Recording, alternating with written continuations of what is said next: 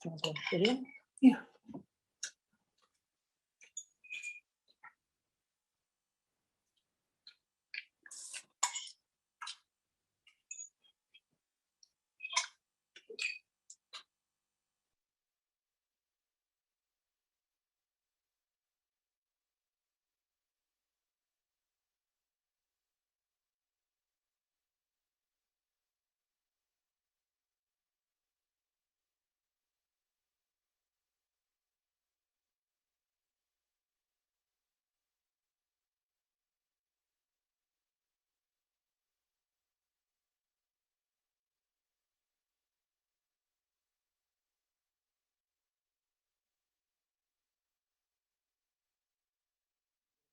Hybrid meeting of the Swampscott Zoning Board of Appeals to order for November 30th, 2021. School seats. We are here in hybrid fashion. We have one member who will be participating by Zoom. That's Ron Landon. He'll be joining us in just a few minutes. But we can proceed with our first matter on the agenda, which is Petition 20-17. We have this brief issue. I understand that Mr. Quigley is present remotely. Yes. Okay, so Mr. Quigley, can you tell us about the relief you're looking for? We're doing a small change to our previously approved plan, and Rich Baldini said to be on the call tonight to take care of it administratively. Okay. Do you have a copy of the okay, so we're going to put that up, the plan for the new, for the change. Yes, there is.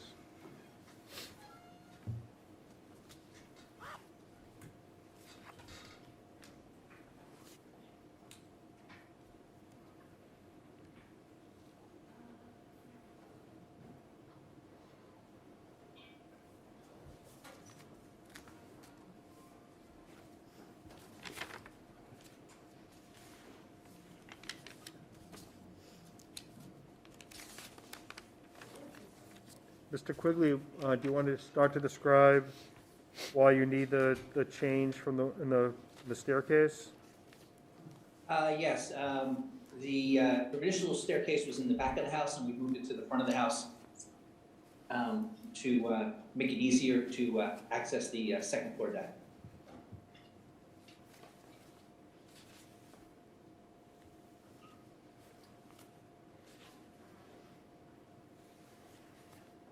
There's something with the firewall that's not letting me download the plans. Chris, you don't happen to have a digital copy of the plans on you, do you? That you might have emailed to Rich? Do you have a digital copy of the plan? Let me see.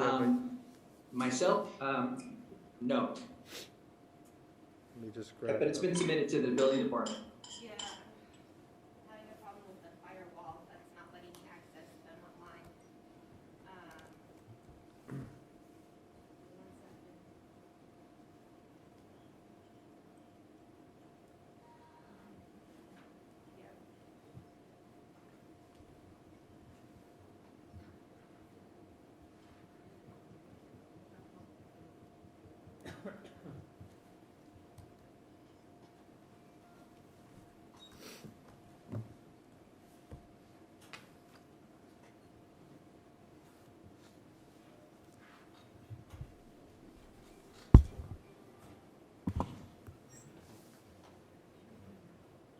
Yeah. Is Rich present tonight, the building inspector? He's not, no. I'm trying to get into the, where I have the plans, but it's not letting me. There should be a way to fully log in, but, Can you maybe do it with a hotspot? oh, you know, just check it. Would you ask?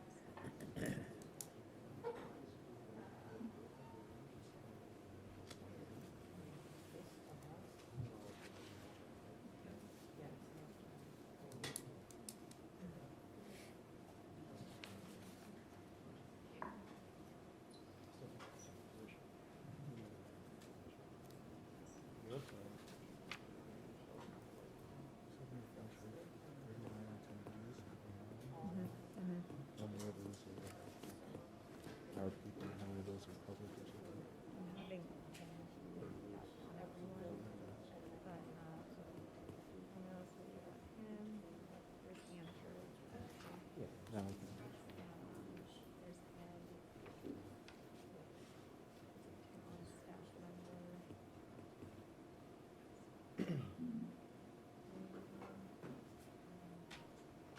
Where is the petition? Top of them. Yeah, I think I might have it here too. I'm waiting to see if it comes up. A little slow. Yeah. Attendance, what does that number say, 28? Yeah. Okay. That's just the letter.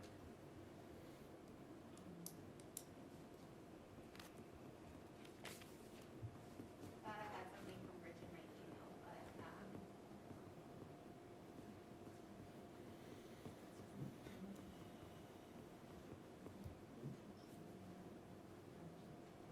Chris, do you have a paper does he have a paper copy that you can just throw one there while I'm working to download these? Sure. Hang on. My wife's gonna get it.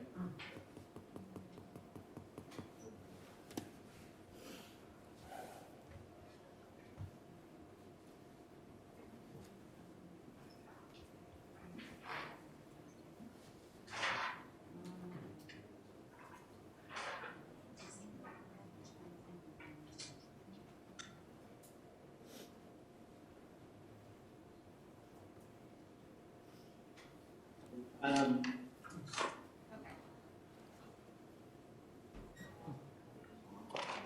The town's up here.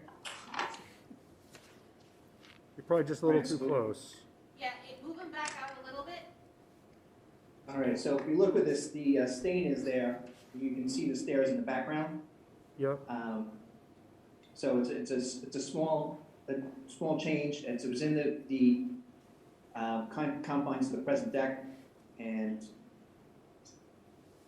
it's pretty simple. And where were those stairs before? They were in the back? Correct. So we moved from the back of the house to the side of the house. Okay, and it's within what we approved for area, for dimensional relief Correct.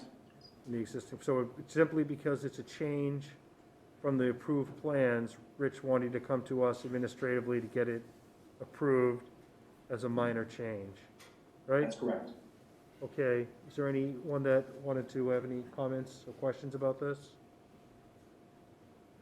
No? Okay. So I'm going to make a motion to approve the administrative change to permit the change to move the stairs from the rear of the house to the side of the house as shown on the plans that have been filed with the building department. And that's it. Do I have a second on that motion? Second. Yeah, I'm gonna do a roll call vote, so I am a yes. Dan? Yes. Heather? Yes. And Paula? Yes. Okay, Mr. Quigley, you have your relief. Okay, and I'll write a very brief administrative decision and file it, so that, and send a copy to Rich. Good luck with your Thank you very project. much. Okay, thank you. Great, thank you. Okay. So is Ron on yet? Okay, Ron's on. great. All right, so the next matter that we have tonight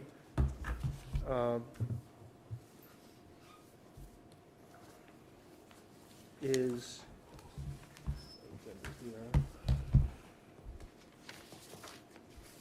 Petition 2101 by WINN Development for a comprehensive permit for a 120-unit mixed-income apartment building located at 129 Essex Street, 25 and 35 Pittman Road, 21 Elm Place. And I understand, Mr. DRUCAS, that you were here on this petition. Yes, Mr. Chairman. Okay, so before you begin with your presentation with your team, I know we have a large audience that is here in person and remotely. So I wanted to just go over a few things before we began. One is just to first set a time limitation for tonight. We're going to plan to go until no later than 10 p.m. tonight, and then we will set another date for the continued hearing. Next, I am going to also first introduce to the public our consultant Ezra Haber-Glenn, but first I wanted to just, for the board and for members of the public, I thought it was worthwhile to just give a bit of an overview of my understanding of the comprehensive permit statute, known as Chapter 40B, or anti-snob zoning. And I think it's important because we haven't had one of these petitions in Swampscott in quite a while, and I thought it was important to understand the jurisdiction, at least my opinion, of the jurisdiction this board has when there's an application for a comprehensive permit. The law that was enacted in 1969, it overrides municipal zoning authority to promote affordable housing. Swampscott, which has significantly less than 10% supply of affordable housing, is subject to a developer of subsidized housing requesting a single comprehensive permit from this board. The developer must construct a certain number of affordable units, and the project does not, the developer can proceed with the project that does not comply with zoning requirements and other local land use controls as long as the project does not create health, safety, planning, or open space issues sufficient to outweigh the local need for affordable housing. So I suggest that that is really what our focus needs to be on for this hearing.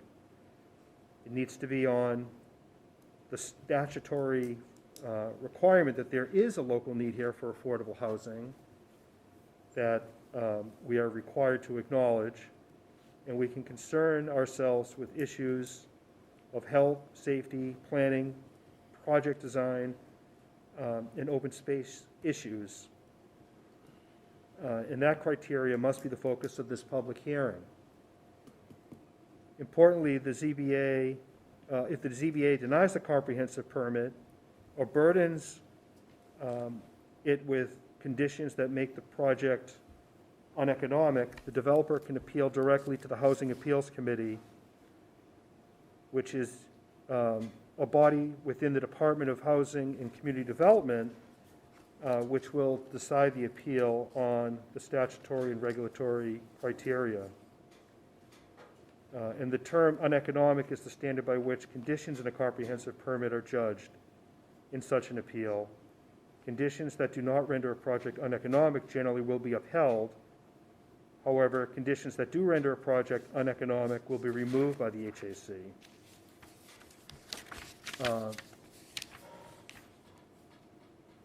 The term consistent with local needs is the standard by which the HAC reviews the denial of a comprehensive permit. If a denial is consistent with local needs, it should be upheld. If the denial is not consistent with local needs, it should be overturned.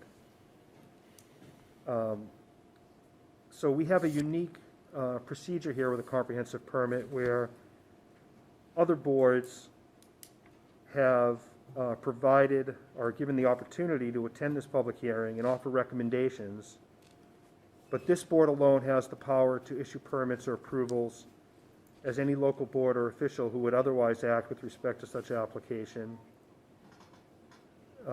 would normally do, including but not limited to the power to attach to said permit or approval conditions and requirements with respect to height, site plan, size or shape, or building material as are consistent with the terms of the section as described in the Act. The Board of Appeals is authorized by the Act to use the testimony of consultants, which we will do. And something else that is unique to this hearing is the Board of Appeals is required to render our decision based on a majority vote. So often we are deciding special permits and it is by a 4-to-1 vote that must be obtained for a petitioner to get the requested relief.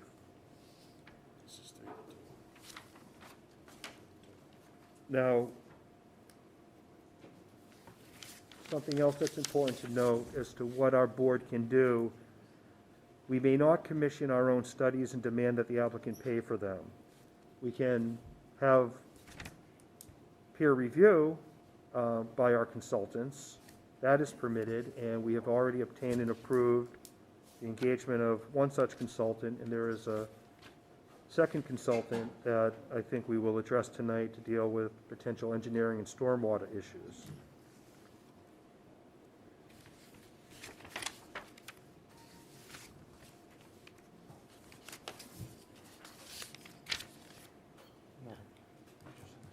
Now, with respect to a potential denial of a permit, the statute at Section 23 provides that the burden is on the local Board of Appeals to demonstrate that its denial was reasonable and consistent with local needs. Meeting that burden requires two steps. First, the local Board of Appeals must prove that there are valid health, safety, or other local concerns that support the denial. If it meets that burden, the Board of Appeals still must prove that its valid local concerns outweigh the regional need for housing.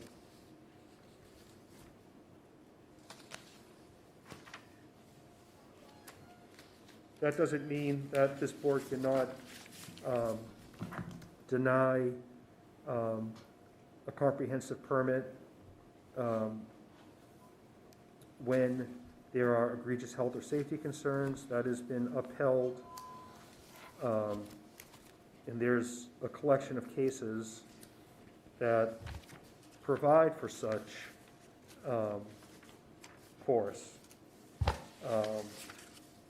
And then there are similarly plenty of cases where the findings of the board are not considered sufficient for local need, including one that when I first started on this board is a reported Recording case in progress.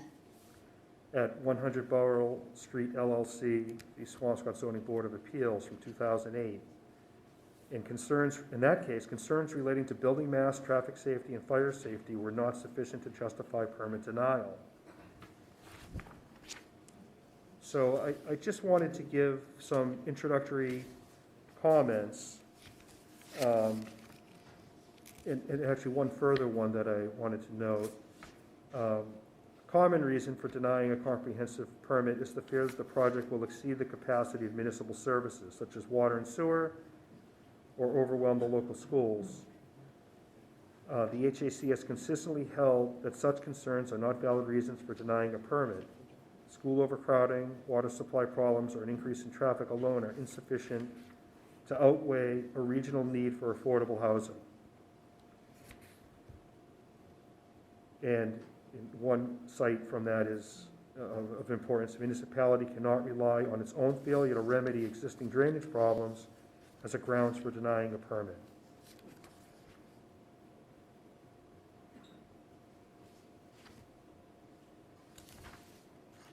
Now, I don't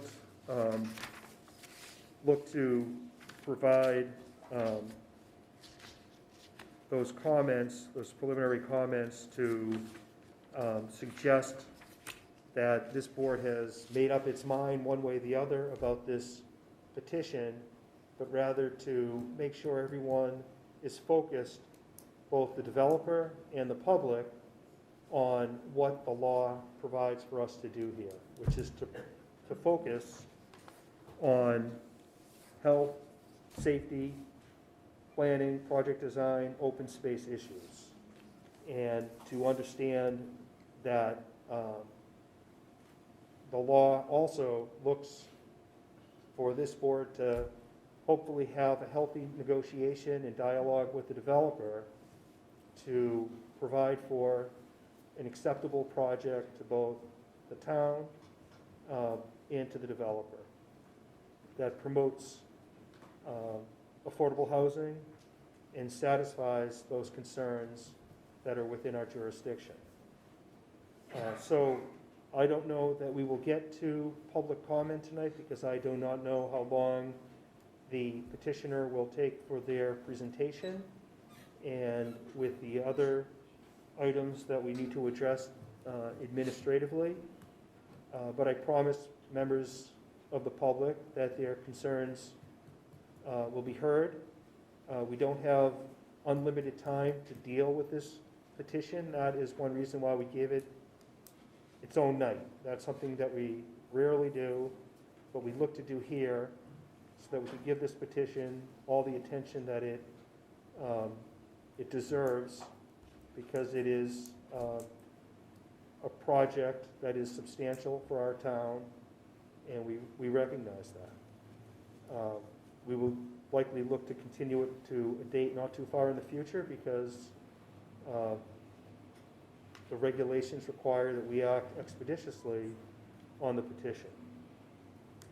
So one thing I would ask is, if we do get to public comment, that you try to have your thoughts organized, and if you are looking to state facts that have already been stated by another member of the public, it's fine to say that you agree with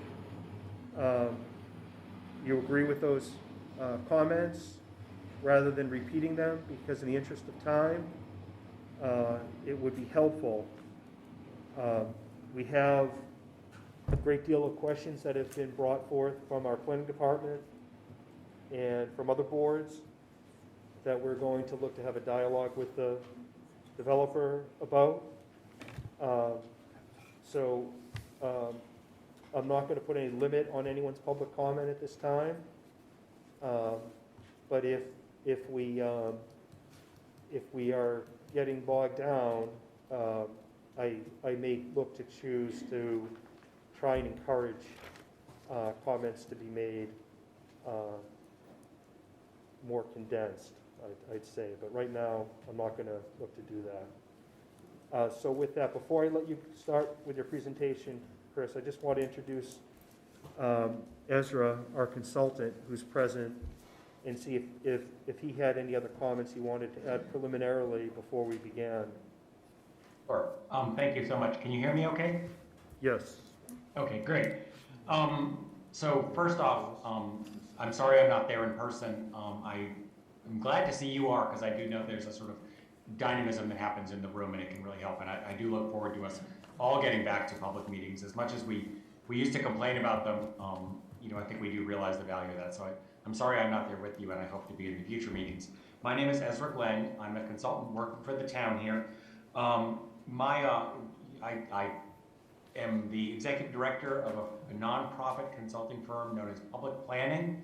I'm actually under contract right now with Mass Housing Partnership, which is a statewide quasi-governmental subsidizer and planner of affordable housing.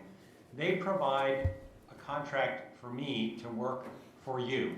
So the key, what I want just everyone to be aware of is, I work for the zoning board here, but it doesn't cost you anything. So this is you applied for this to get this expertise to help you, but I don't work for Mass Housing Partnership in this context. I work for you. I also like to throw out there at the very beginning that I'm not a lawyer. I think your chair is a lawyer, and you certainly have town counsel as well. And, as things get into sticky legal questions, I would refer to them. But I'm a planner and have worked on a number of 40Bs all around the state and seen how these projects work, and can help really sort of sift through the issues and move things forward in a way that can help. Because the very first point I'd make is, this is not a normal zoning board process, and that's why we have this program. Your chair really did most of my job by sort of laying out what 40B is, and I think that was a great introduction. It's a complicated piece of state legislation with a complicated past. Even when it was brand new, it wasn't very clear, and it's gotten sort of less clear over the years, although there's been some more recent attempts to clarify a lot of it. So I think we're actually, the last 10 years have brought a lot more guidance from the state about how we should look at 40B. So I think we're entering a time that will be less confusing. But as the chair mentioned, this is a piece of state law under Mass General Law, Chapter 40B. It's created in 1969, and if you remember 1969, that was a time with a lot of attention to civil rights and to building the kind of great society that would include everybody, and a lot of concern that the American dream was not open for everybody. So this was a year after the Fair Housing Act was passed at the federal level, and it represents a sort of form of a Fair Housing Act for the state of Massachusetts. What it did was it recognized that the state has a long tradition of local land use control. We control development at the city and town level. Through zoning, through the planning boards, through subdivision control, through local wetlands bylaws, historic preservation, and a host of other development regulations.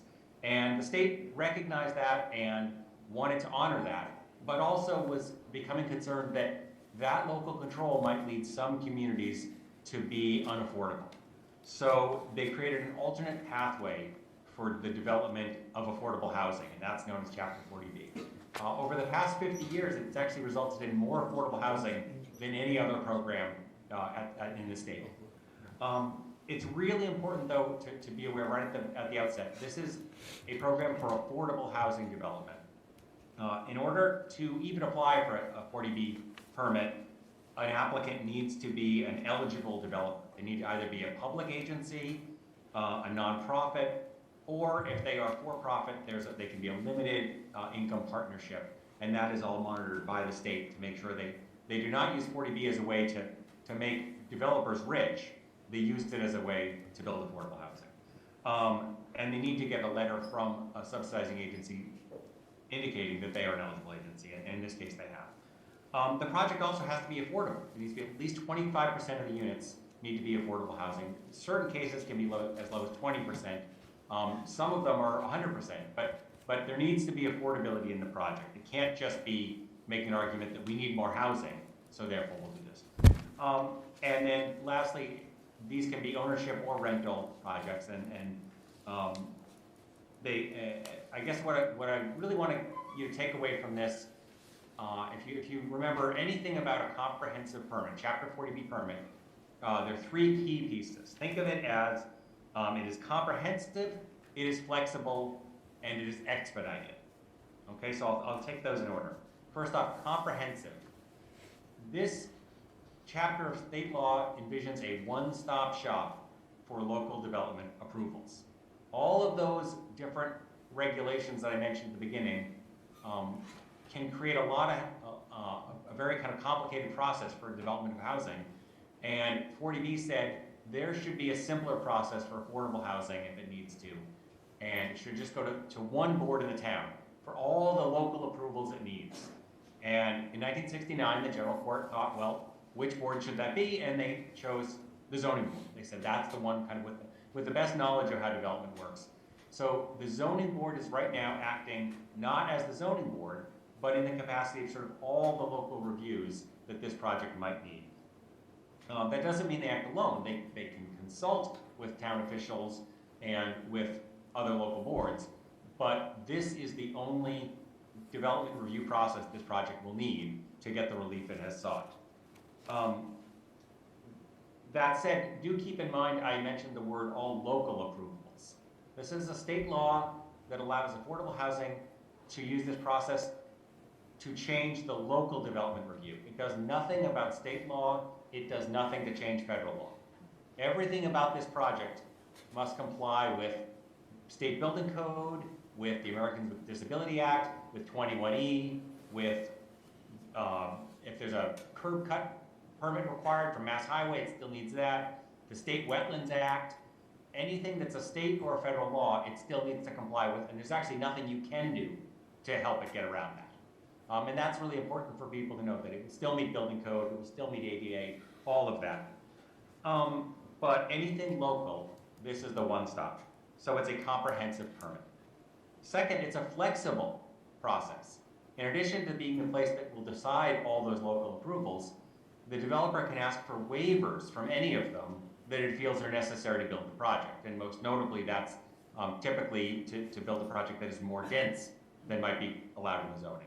That's the structure of 40B, is to say, because there was a concern that the local development controls might make such a project unaffordable, you need to have that flexibility.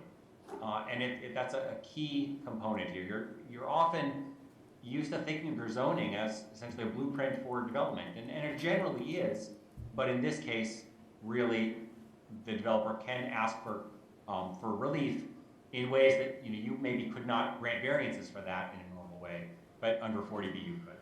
And then thirdly, as your chair mentioned, it's an expedited process. Under Chapter 40B, you have, from the moment you accept the application, you have 30 days to schedule the hearing, and then 180 days to close it. That's about 6 months, and then a little extra time for the advertising and getting it around, and then you have about 40 days to render a decision. Might sound like a lot of time, but that can go very quickly, especially when you need time in between for reviewing plans, for public participation, in your other cases you're doing. So it's a really fast process, and what that encourages us to do is to focus on the real key issues first. Figure out what the big things are and move to them. That doesn't mean it's a rubber stamp process, though.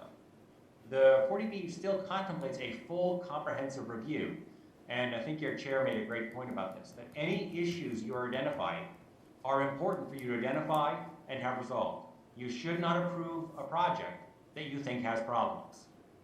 You really want to sort of very quickly figure out what are the problems and then explore alternatives to resolve them. There are 3 possible outcomes of a 40B. The first, as the chair mentioned, is you can deny it, and then there's this appeal process that you might have to think about. A second alternative is you can approve it just as submitted, which is pretty rare. And the third is you approve it with conditions, similar to you would do with the zoning board case. And those conditions really should be the way you address all the issues you identify. So what we really encourage in the review is to start to focus on what are the concerns, what are the problems this might create as proposed, and then think of what would need to change to get you to a point where you could approve it. Often that comes through that peer review process. So you may know that traffic or parking or emergency access or stormwater, that those are key issues. And you want to know can they give the information about it? Can you have a peer review that? And can you recommend some changes or some conditions that would make sure it didn't have impacts? Once you're at that point, then hopefully you have a project that you can approve. And then as the chair mentioned, if you can't get to that point, then you would have to seek the route of denying. I will be here for all the meetings as well as helping to coordinate your peer review, but really to the extent that I can be helpful, I'm happy to chime in, but it's certainly your meeting. So I will, I think at that point, stop unless you have questions, and I look forward to hearing the presentation as well. With one question, because of that 180 days, I do think it's important to recognize and make sure there's clarity between you and your clerk about when this was accepted and when do we think how long do we have, because I know this originally came in way back in January, but it's come in again, so that's one issue. You don't need to address it right now, but I do want to make sure that's out there. Thanks. All right, thank you, Ezra. Any questions for Ezra before we get started with the presentation? Hearing none. Okay, so Mr. DRUCAS, I welcome you to introduce yourself. Yeah, but, excuse me, before we get started, I know we're talking about having another meeting, and I know we've got that other peer review, which I think the contract was just signed today, I believe. Right, for the engineer, for VM Consulting Engineers. Right. We'd like to see if, rather than wait till the end of the meeting tonight, if we could potentially schedule when the next meeting is, particularly with the holidays coming up and all. Right, so I talked with Marissa about potentially a January date, but I'm wondering if that's too long to wait. I would think, yes, it is. I think we think maybe the week of the 14th, a little over 2 weeks from now. So we have a, Meeting that week, December 13th. right, we have that's a one-night town meeting, right? Yes. And then our regular meeting is December 21st. Any idea how long, I'm not sure if you had any conversations with the consultant on stormwater, how long it was going to take for the review, if they would be done by then?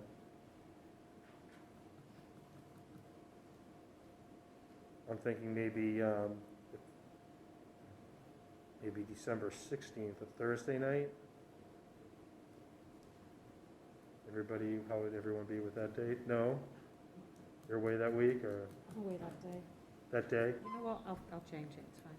No, we could look for another date. It's okay, it's okay. Oh, we could do December 15th. 16th's fine. I'll change it. So how, you sure? Yeah. How would December 16th be? Yep. Okay, Dan, When's that regular meeting, the 21st 21st. or the 15th? I promise to get us a month off sometime soon on a hearing, once we get through this stuff. 2 meetings a month. So what do you think about that date, December 16th? We need to confirm that we could have this room. Whatever, everyone, good? Yeah, yeah. Okay, Ron, would that date be okay with you? Yeah, no. Yes. It's okay with us. Okay, I was wondering, Ron Landon. Soon. Ron, you okay with that? Just checking.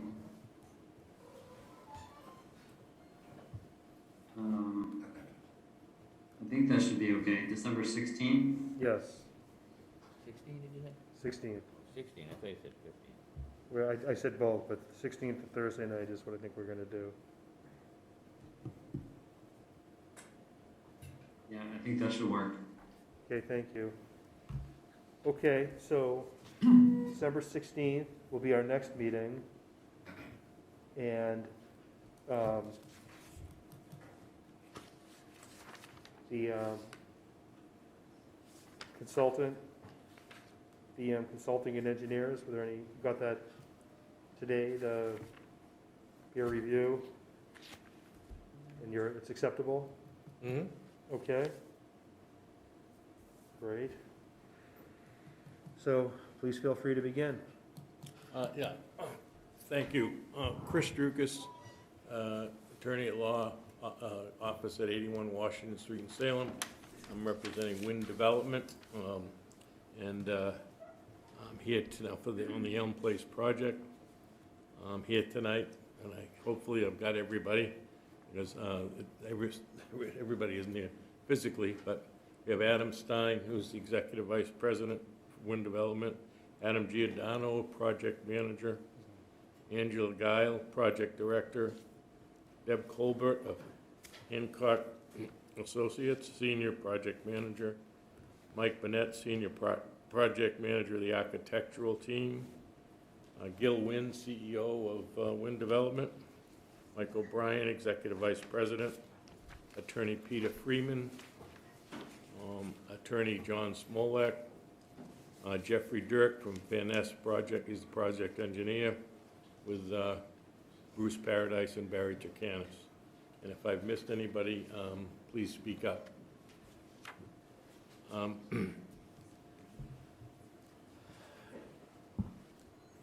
Before I turn the meeting over to representatives of the company who are going to make the presentation of the application and the plans, I would like to walk you through what is being proposed under the provisions of Massachusetts General Laws, Chapter 40B, Sections 20 to 23, for the comprehensive permit in keeping with the regulations under 760 CMR, Section 56.00. I believe you'll see that we have made an attempt to comply with many of the requirements of the zoning bylaw, although we are asking for waivers, many waivers to be given. I think when you look at what we have done and listen to our presentation, you will see that we have taken into account the many of the comments that we have received from neighbors as well as the Board of Selectmen and other town officials in an effort to create a project we can all support and that will benefit the town as a whole. After all, the property owners were approached by town officials to pursue affordable housing for the site about 5 years ago when they first were proposing a commercial development. I am sure you are aware of the ongoing process, as we did appear before this board about a year ago in order to sort of give you a warning of what was going to be coming. This project was in the pipeline.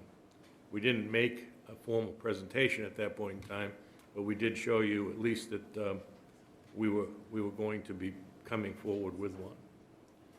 We have not been idle over the past 16 months since we first approached the town with some drawings for a plan.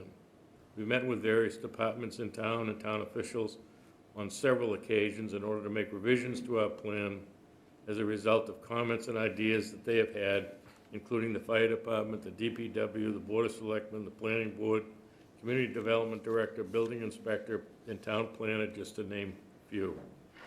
I am sure I've left out many others with whom we've had these discussions, many neighbors included. It's important to note that in March of this year, we received the site approval letter from the Department of Housing and Community Development, DHCD, which approval was necessary for us to move forward with our plans. In order to receive the site approval letter, the project must conform with all the DHCD requirements then in effect. The DHCD made the necessary findings after an on-site inspection. They determined that the proposed site was an appropriate location for multifamily housing, citing the amenities nearby of the train station and Swampscott High School. They further made the determination that the conceptual project design is generally appropriate for the site and that the site is suitable for residential use. Further, they determined that the project appears to be financially feasible in the context of the Swampscott housing market. Based upon the initial pro forma and third-party appraisal commissioned by CD, although this review and approval was granted, DHCD identified areas that need to be addressed before final approval so that funding can be granted. And you will identify in your presentation we will identify in our presentation how we've addressed many of these matters. We have provided for you revised plans from the original submittal we filed earlier in the year, which you have before you. These plans that we will be discussing tonight show the significant changes made as a result of the input we received from various town entities, officials, as well as comments we received from neighborhood meetings. We have recently had input from the planning board and with comments after 2 meetings we had earlier this month, although we are still evaluating their comments and are not, at this point, prepared to fully respond to all of the comments that they had. As you are aware, we have in our petition filed for numerous waivers for this project. We ask that the board carefully consider all of the waivers that have been requested, which we're more than happy to discuss, as the granting of waivers is essential for the granting of a comprehensive permit. Without taking further time away from the people who will walk you through the plan, I want to turn this matter over at this point to Angela Guile to provide you with reasons for this project in Swampscott, some information about WINN development, as well as the effects to the plan as a result, the effects that we've made for the changes to the plan as a result of the public comments received through neighborhood and town official comments. So, One second, Chris. So I was informed that it turns out on the 15th and 16th of December, the select board has this room. And the school committee and superintendent. So, which is the most appropriate for the audiovisual presentation. So with that, I reluctantly, I would think perhaps December 14th, which is after town meeting, but I don't know when else to keep it out of Christmas week. I can't do the You 14th. can't do the 14th? I can't do the 14th either. Or the 15th. 15th is out. The other option, I know, I mean, the very first week of January, maybe, like toward the end of that week, the 6th, or, because I know those last 2 weeks of December, well, we have a meeting, our regularly scheduled meeting the 21st, and then the next week is the holiday week. Maybe the 5th or 6th of January.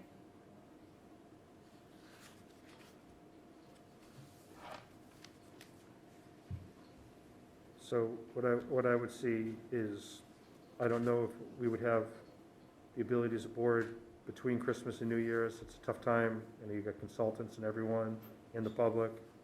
I think that's a tough week to do it. What about at your regular meeting? Is it a loaded agenda? The agenda, unfortunately, Well, so that's on Tuesday night. that's the 21st, right? That's the 21st. I hate to do it on the night before or the night after I have we've been going to 11:30 at night on our regular agendas. And I'm out of town if it matters, I'm out of town that week. The week of Christmas? Yeah. I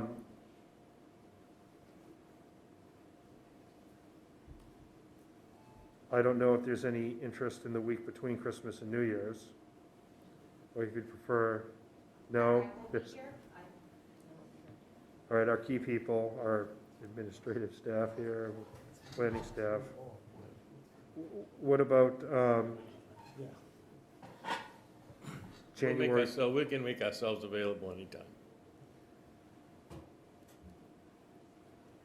So the only thing that I'm reluctant about that week as well, besides we don't have our key technical people here.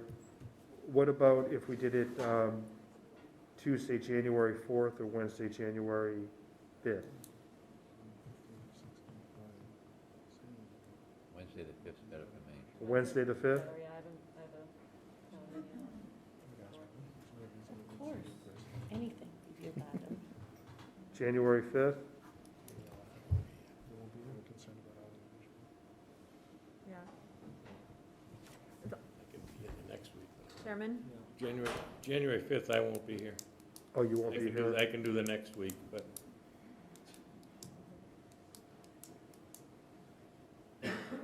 Chairman, just a question on Yes. if it can be considered to be all virtual and not need this space? So the reason why we've come back to the hybrid is to permit the public engagement, and that's probably going to be the main time when we're taking comment. And I've done plenty of virtual meetings. We've been pretty much virtual, and I've heard comments that people weren't able to be heard at those meetings. So I don't want to have that same issue. So I prefer that it were hybrid. So the same thing, if people were away there from your team, they're welcome to participate remotely. It's mainly the public that I'm concerned with, making sure that they have access to be heard. So what about that?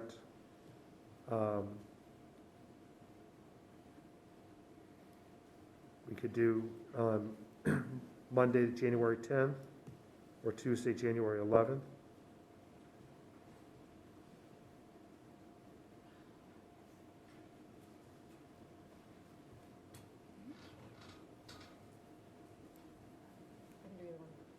Either one, okay? I don't know if it matters. Monday, January 10th is the planning board, so I mean, spotlight just, we'll split, so one Well, of us let's will see. do planning board, we'll do virtual. Well, why don't we look for Tuesday, January 11th? How would that be? Yep. Okay? All right, thanks everyone for that. Okay, so back to you. All right, The So that- 16th out, 16th out, right? yeah, the 11th? January 11th, yeah.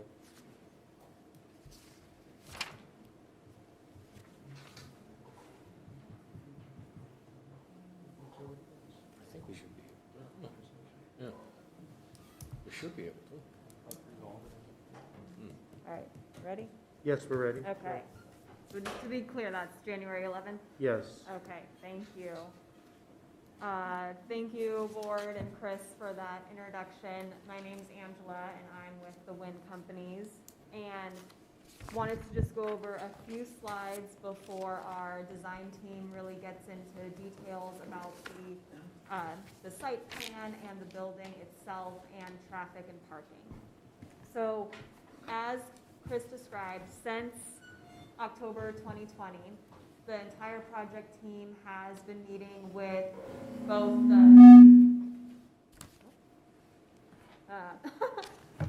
the community members as well as different town departments, holding community meetings, office hours. We post everything online on our site, on our website. And we have really heard and listened to a lot of the comments and concerns that we've received since that time. And to date, we have changed the project in multiple ways, which we will go into detail momentarily. And most recently, from the planning board, that's where it is, thank you, who we met with twice in the month of November. You know, we received kind of new concerns and new ideas, which we're still exploring, but we do really look forward to hearing what the ZBA has to say and think about these things before we make any future project changes.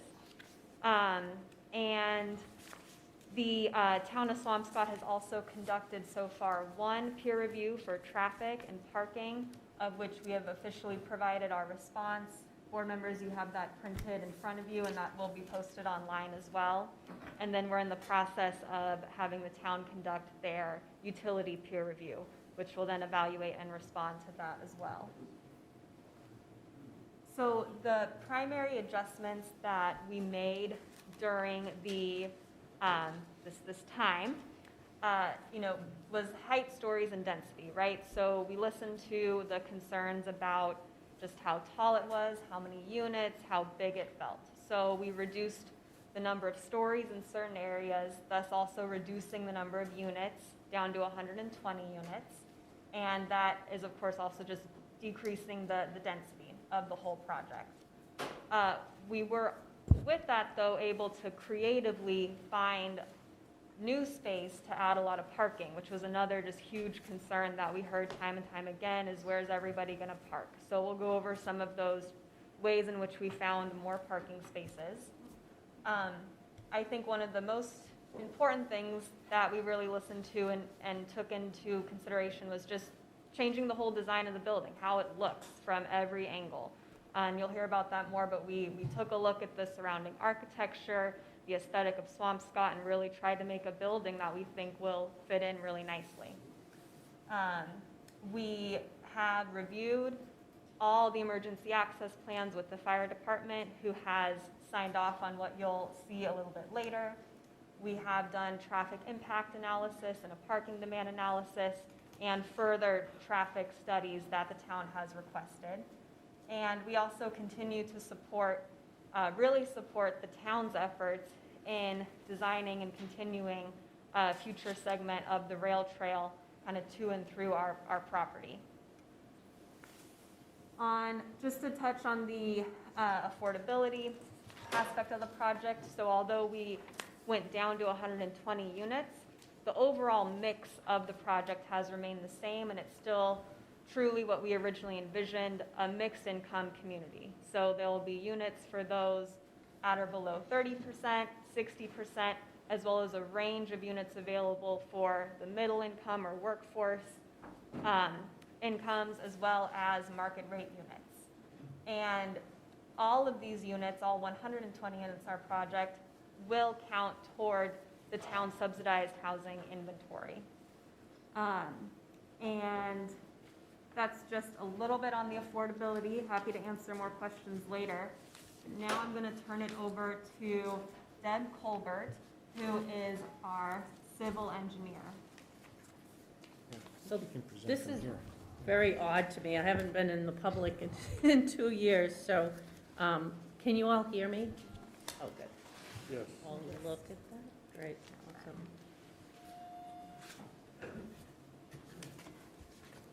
So the project is located in a currently vacant lot with a couple houses on it and the Burke's Gym. It's sandwiched between Elm Place, Pittman Road, Essex Street, and the MBTA railway.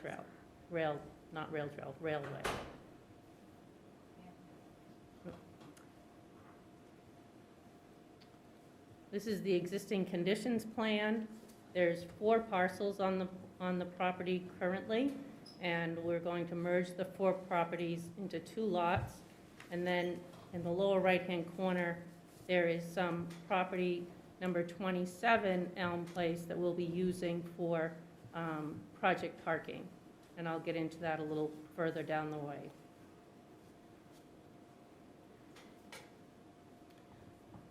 The proposed project, again, is taking the 4 lots, combining the 4 lots into 2 lots, and then we will have the Burke's Tumbling Gym and the project itself.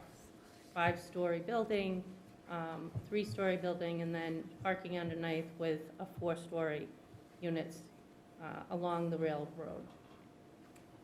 Currently, it is zoned for A4 and B2, and as noted before, there are some waivers that we are requesting, and I think you have a complete list of those waivers, but if you want me to go into detail, we can go into those details a little later. Just want to give you an oversight of the site.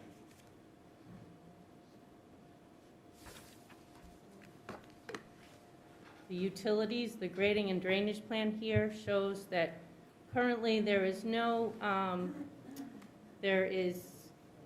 treatment going on with the drainage on the site.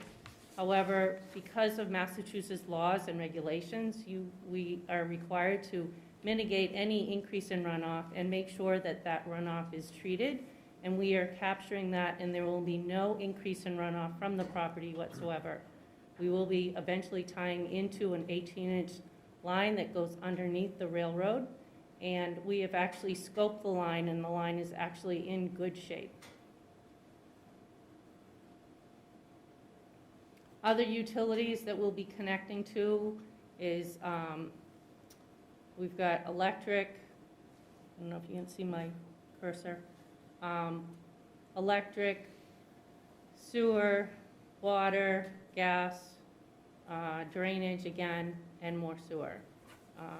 We've scoped all the lines in Pittman Road, and the lines are in good shape down there. Elm Place, they have had problems in the past, and we're looking at what we might be able to do to help out the town there. Landscaping, we are meeting the regulations in regards to the number of trees and landscaped area. We are proposing trees and grass areas and on the site itself. This is a demolition plan, which of course will be mitigated and taken care of in regards to making sure that all the any waste or disposal is taken care of properly. We have to meet all the rules and regulations that are required by the city and town. Fire and safety.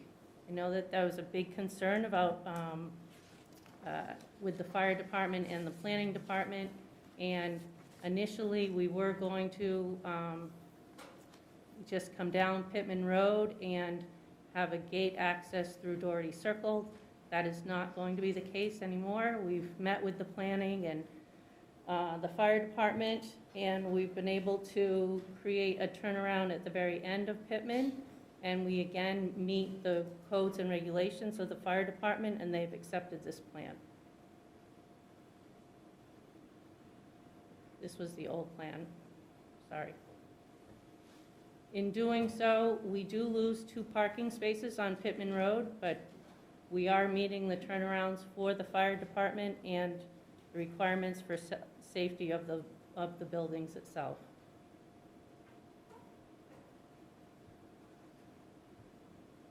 Parking on site. I don't know if I can zoom in.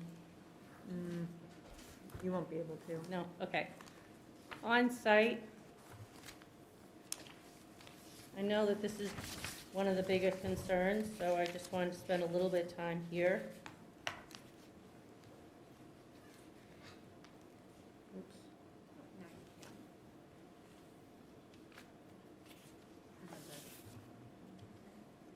Yeah. So on site, we currently have, it's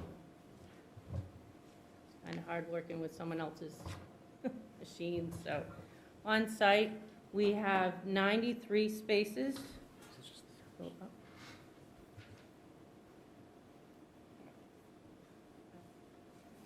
Yeah, yep. Yep.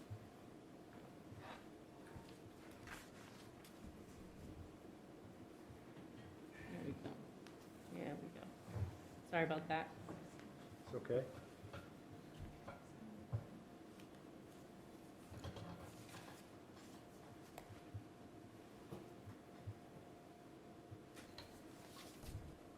Are you trying to zoom in, or do you want to get it to full screen? No, I'm just trying to move it up.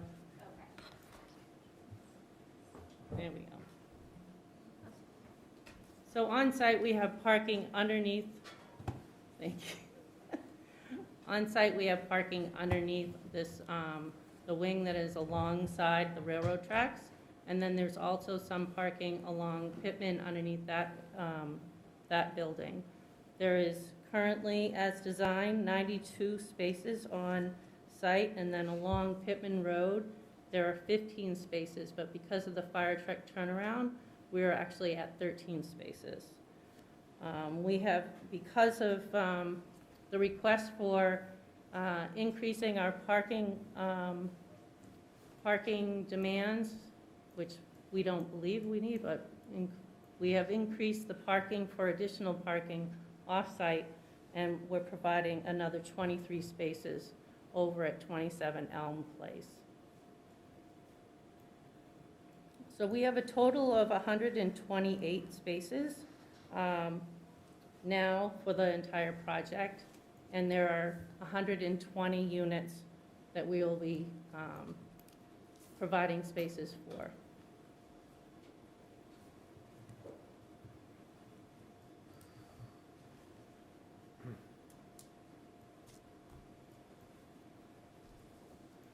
We've done a photometric plan for the entire project, and we are making sure that there is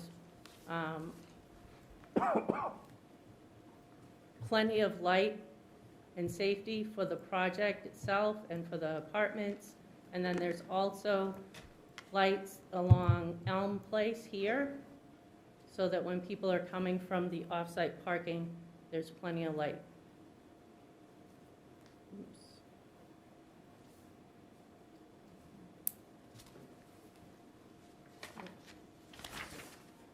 I know that was really fast, and I know that you all have had time to look at the plans, and I'm sure you've generated questions, and so we'll be able to answer those at the end. I'm going to hand it over to TAT so that they can talk about the project, the building itself, and happy to answer questions in the later. Could I just ask Yes. Just a question about the 15 spaces on Pittman? Yes. I understand that some of those are on the public way, partially located, so I'm just wondering if those should be counted. You don't have to answer this right now, I can leave it for Chris to answer too, but just something to consider as we work our way through the project. One of the issues that was raised by planning. Yes, and we want to work with you on that. Okay. And that was it? My questions for now?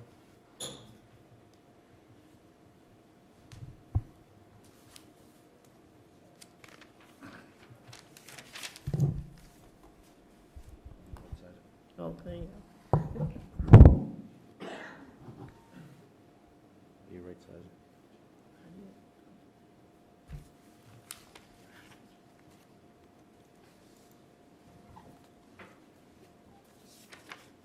Zoom down here. I'll zoom you back out to full screen. Yeah. And then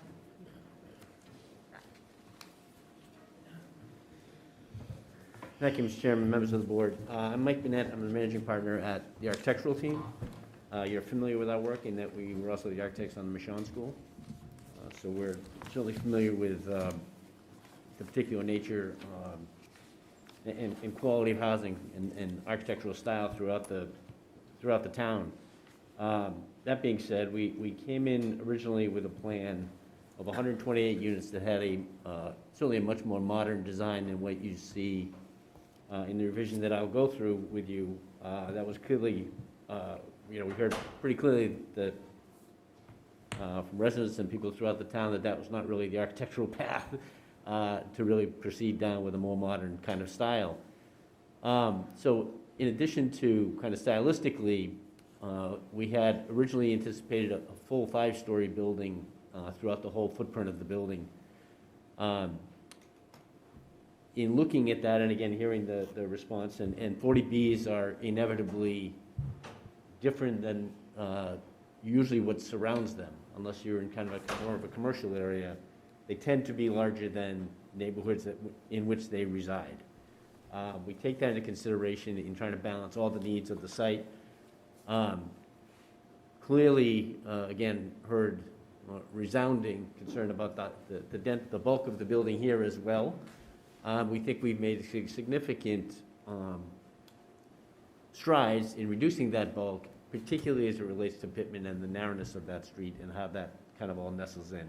So what you see before you is our original design, and with the red is kind of the area that's been taken out of the building along Pittman. We've reduced that whole portion of the building to 4 stories, other than the piece that's now abutting Essex, which is our front door.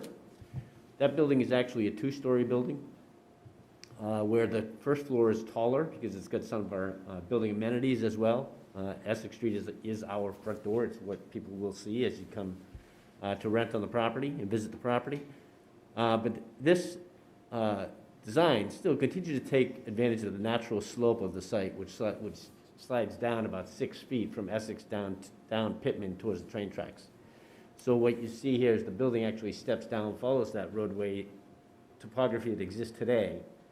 And what we've done is you can see the front portion of the building aligns with really the 3rd floor. It's a taller floor-to-floor height, and it aligns with the 3rd floor grade along Pittman as it starts to step down.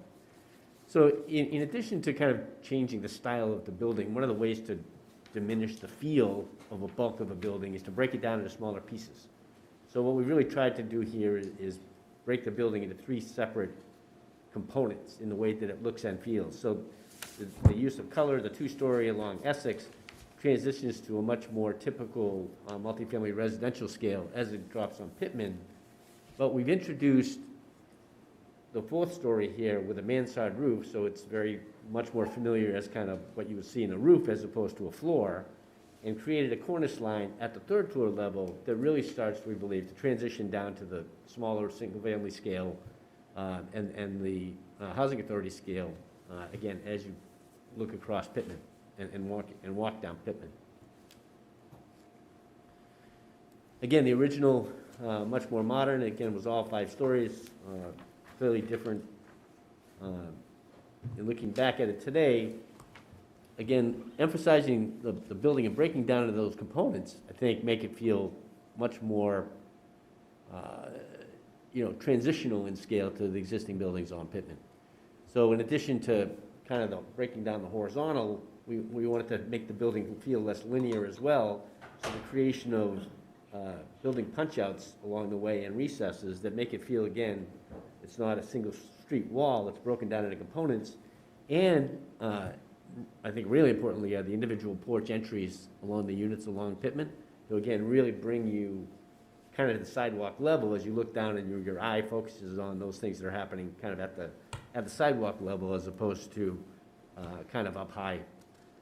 What you see, you transition from kind of where the blue and the gray is, again, changed to a slightly different style along the tracks, which is still at the 5 stories.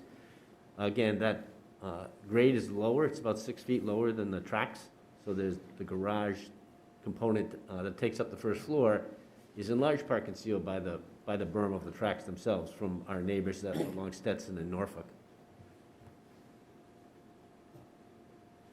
In terms of the way the building relates, I wanted to touch on, Deb mentioned the parking, we're down to 128 spaces for 120 units. It's really important to note that 84 of those 120 units are studios, 7 are studios, 77 are 1-beds.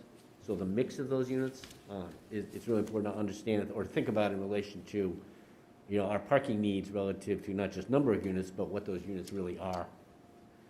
So what I wanted to show here, the first floor grade and how the building really works on the site. We really followed the lead on what the land is and what the particular shape and size and topography of the site are. Pittman, it feels very different from Elm Place, and certainly very different from what the tracks are. So we, again, put the first level of parking along the tracks. We've got a knuckle. The pink areas that you see kind of in the middle and up at the end on Essex Street are really the building amenity areas. Those are still being kind of fine-tuned, but basically state-of-the-art amenity packages, WeWork type of spaces, fitness, today's needs for package deliveries, things like that, all well planned in how the building is going to function. We've got some covered parking spaces in the Elm Place parking lot, directly accessed off that aisle, but we've hidden the parking completely from Pittman along the Pittman Street wing, again, by fronting the parking spaces with units. So again, you've got very, very familiar front door, front porches, and elements, building elements that are much more familiar and traditional in the way Swampscott feels. Again, we've gone over the access issues with the fire department. We've met with them several times. State-of-the-art fire detection, fire protection throughout the building. They have asked, and we have provided, we'll be providing direct stairway access to the roof, internal stairway access to the roof at their request. Direct radio contact with the fire department from their control box. They're going to be attacking any kind of situation that would come up here in the knuckle between the two wings, again, at their request. And that aspect we're particularly sensitive to because life safety obviously is paramount. That's the first of many more meetings that will happen as we develop the construction drawings for the building should we be approved. Go to Jeff now.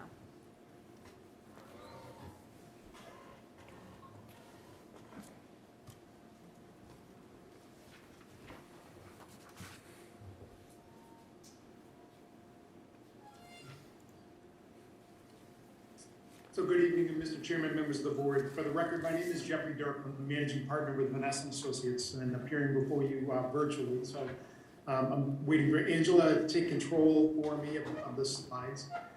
So we're the transportation consultants for the project.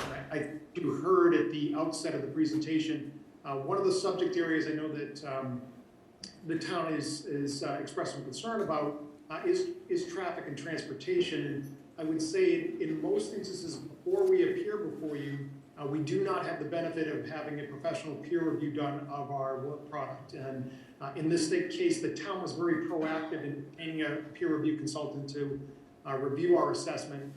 The benefit of that is not only that we get some feedback from your consultant, but it's also that as I'm making the presentation to you tonight, the facts, the figures, the numbers I'm going to go through with you, as well as the findings and recommendations of the assessment have all been reviewed by your peer review consultant.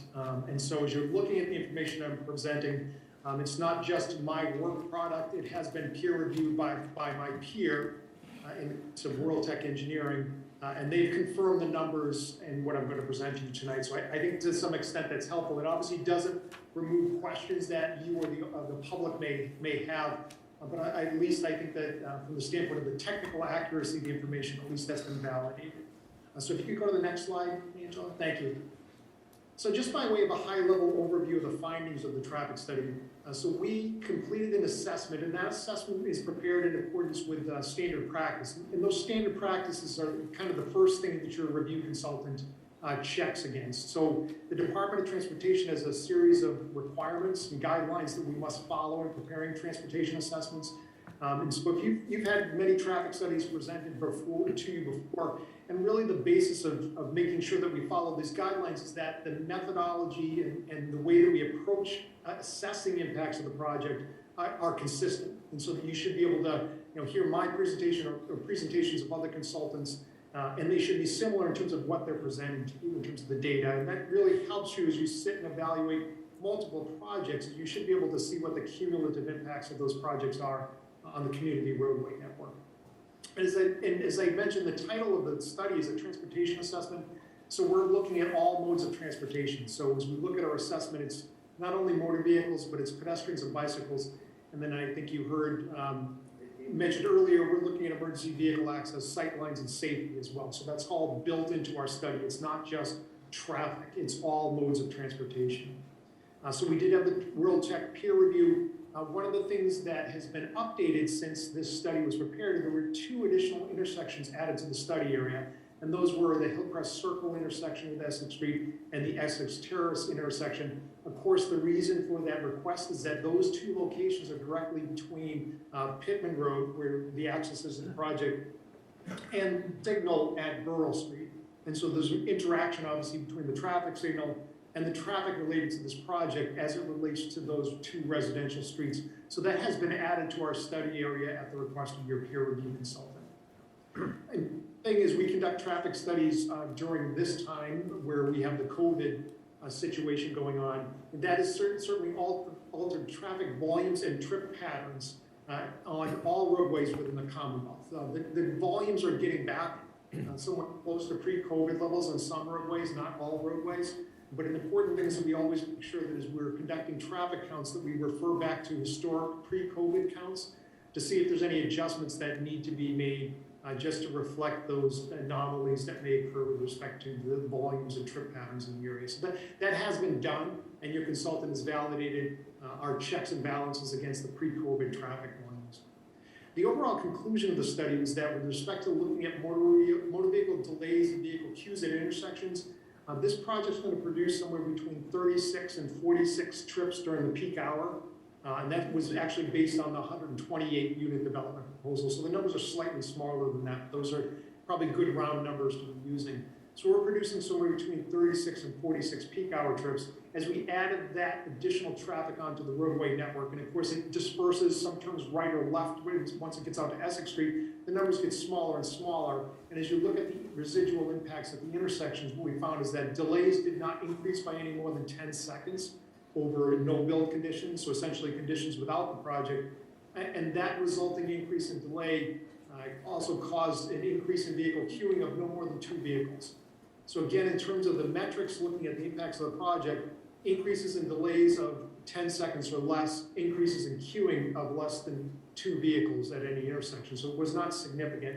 And I think critical as we look at operations at intersections, there's really no significant changes in terms of those levels of service that you heard, those report card of intersection operations, the AFF gradations, and we really want a D or better in terms of letter grade. So that's what we're trying to get. That's passing essentially at intersections. All movements were D or better, and this project did not cause any intersections to degrade below a level of service of D. So it was again a relatively minor impact as a result of the project. It doesn't mean there aren't impacts and that we don't have mitigation. But just in terms of measuring of the impacts, that's what we've found and your review consultant has conferred with. Also very important, those safety deficiencies, and we'll talk about that in a minute. Safety deficiencies being both motor vehicle crashes, and then the last bullet point you see here, looking at lines of sight at the not only the driveways, but also at the Essex Street, Pittman Road, and Essex Place intersections. The sight lines were appropriate for the actual speed of traffic along the roadways, not the posted speed limit, but the speed the vehicles are actually driving. Next slide, please. So this slide just shows the context of the project site, obviously highlighted in yellow on the slide here. And you heard mentioned that the site is bounded by the commuter rail track to the, we'll call it to the southeast of the project site. And you can see Essex Street more or less running in the southwest, northeast direction, bounding the project site to the north. Just to the southwest, you see the Swampscott commuter rail station there, and that's an important landmark that we'll talk about in a minute. Next slide, please.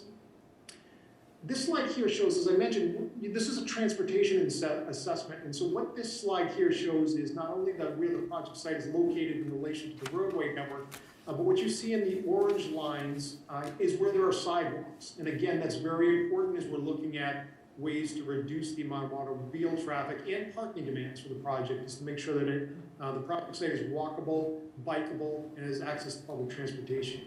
So this slide shows actually all of those features. The orange, as I mentioned, is where there are existing sidewalks. So you see Essex Street has a continuous sidewalk that extends past the project site frontage. There's sidewalks along Pittman Road. We have a short segment of sidewalk along Elm Place that extends just a little bit beyond Essex Street. Where you see the blue lines, those are where there are crosswalks. So that's where you have active crossing of intersections. So you see that all of the intersections have a crossing of at least one lane.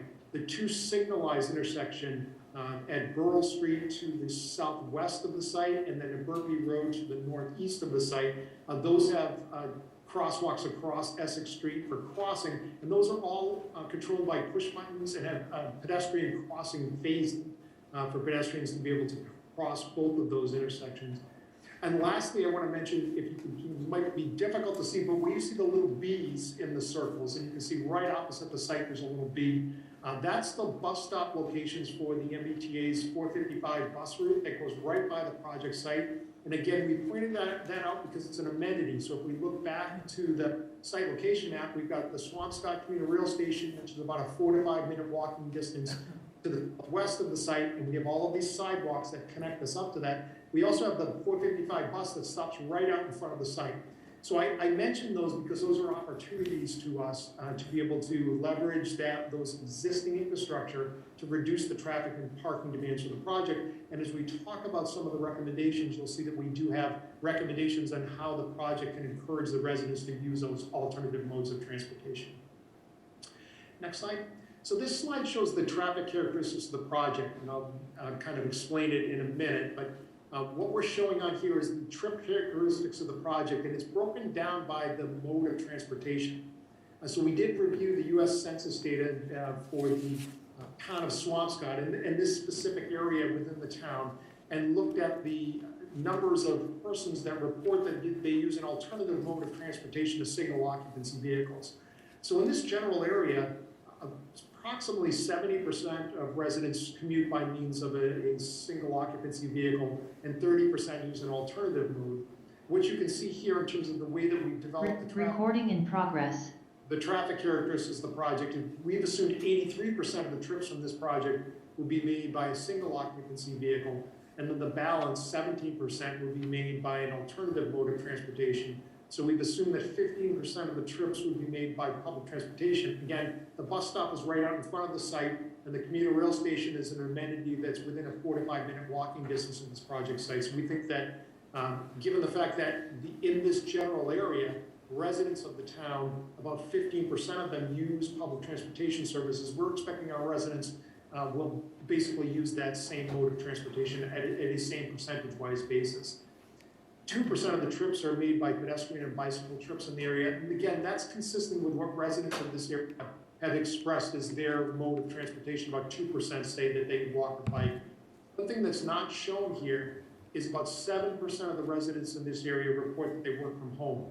We actually think that now during COVID, that number is slightly higher, but at some point we'll get back to probably more people being in the office, although the work from home trend I think is going to pretty much stay there.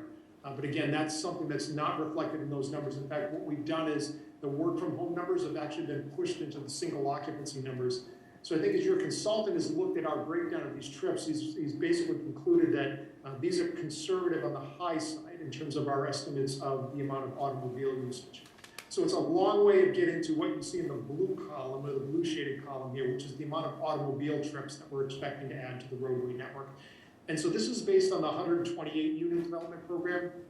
And you can see those peak hour trips. So 1 hour in the morning, the highest traffic volume between 7 and 9 in the morning. The peak hour is actually somewhere between 7:30 and 8:30 in the morning. We're going to produce about 36 vehicle trips. It's 10 vehicles entering the site and 26 exiting. In the evening, the highest traffic volume hour between 4 and 6, which is generally between 5 and 6 p.m. We're going to produce about 46 vehicle trips. It's 27 vehicles entering and 19 exiting. The rest of the traffic associated with the project would happen outside of these peak hours. So even though we're only having 36 during a 1 hour period, let's say in the morning, and if that's 7:30 to 8:30, what it means is that between, let's say 8 and 9, we could have 35 vehicle trips. It's just not 36. 36 is the peak number, so it basically rises up on a curve to a peak, and that will be 36, and then it slopes back down. But on either side of the curve, you know, the numbers could be 30 to 35, they're just not 36. So if we take these high traffic volume hours during the peak hour and add them to the high traffic volume hour on the roadway network, that's the worst case analysis condition. That's what we've assessed for the project. The 120 unit project it will reduce these numbers, the peak hour numbers, by about 4 to 5 trips. So you could call it 30 trips in the morning and 40 in the evening, just by way of round numbers. So it's not a significant change. But our analysis and your review consultants' evaluation of our impacts are based on the 128 units in these higher traffic volumes. Next page.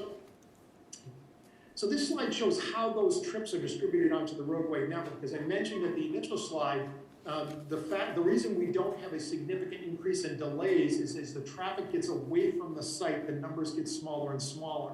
So that 36 and 46, that's the concentrated number right at the project site. So it's, let's say, all coming out of Elm Place up to Essex Street. And then as that traffic disperses, turns right or left, the 36 and the 46 gets smaller based on these percentages here. So this is how those trips distribute themselves onto the roadway network. And this data is based on US Census data for persons that reside in the town of Swampscott, and basically where you report that you go to work. So as you report on the US Census, you say that you live in the town, and then you also report where your primary workplace is. And so we can look at those primary workplaces, and then how do you get there from this project site? And so that's how we come up with the distribution that you see here. So what you see is we come out from Elm Place, what you see is 70% of that traffic would be turning left and heading to the southwest on Essex Street. The balance 30% is turning to the north and heading northeast along Essex Street.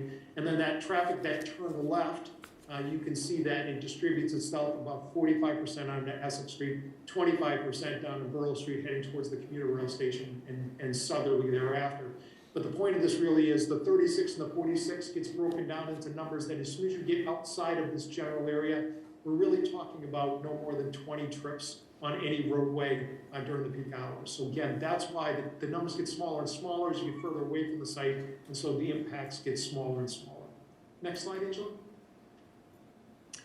And so before we talk about our recommendations on the study, we also wanted to talk about parking, because I know that there's been some significant discussions about right-sizing the parking for this project site, and also recognizing, as was mentioned, we also have the adjacent gym to that abuts the project site. So we've got parking associated with not only ourselves or this project, but also with the gym itself. So focusing specifically on this project, one of the things that we were asked to do is look at comparable residential communities that have similar proximity to commuter rail and MBTA bus services.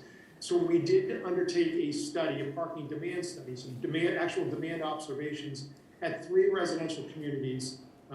And those residential communities are the Vantage Point apartments that are located in Swampscott, the Bell North Shore apartments that are located in Salem, and Hamilton Highlands that are located in Needham. So those are all multifamily residential communities. They have similar access to public transportation by way of either MBTA bus service or walkability to a commuter rail station. The peak parking demands for a residential community, as you might imagine, happen late in the evening and very early in the morning. So it's when everyone's back home from work and before they've gone to work. So generally, you're going to find that the peak parking demands are going to happen, early in the morning. So that's when we've done our parking demand observations. So you can see that we conducted the observations in each community in 15-minute increments, starting at 5 a.m. and going until 8 a.m. And then within that time period, the 3-hour window that we observed parking demands, we actually walked through the parking lots and observed the number of vehicles that are parked. What we found is that the average parking demand, peak parking demand, was on a weekday it's about 1.1 spaces per residential unit, and on a Saturday it's slightly less than that, it's about 1.08, but on average it's about 1.1 spaces per residential unit. So that's what the demand observations that we found were, and they're pretty consistent with what industry standards are.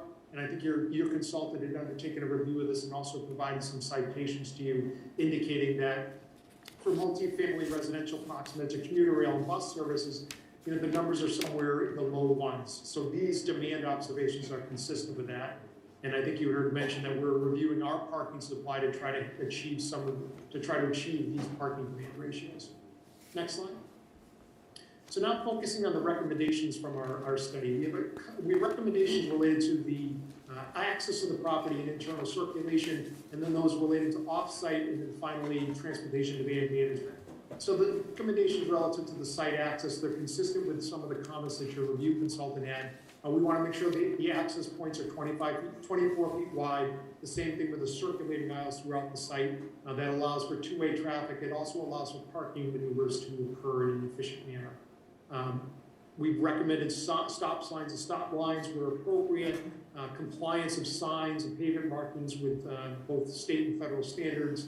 We want to make sure the site is obviously walkable, so wheelchair ramps and crosswalks where they're appropriate.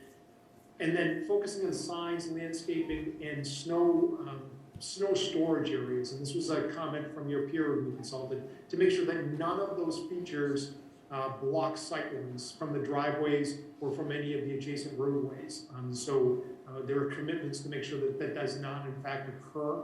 And looking at where the storage areas, the commitment to making sure that we remove any snow that would exceed a certain height that would block sight lines. Next slide.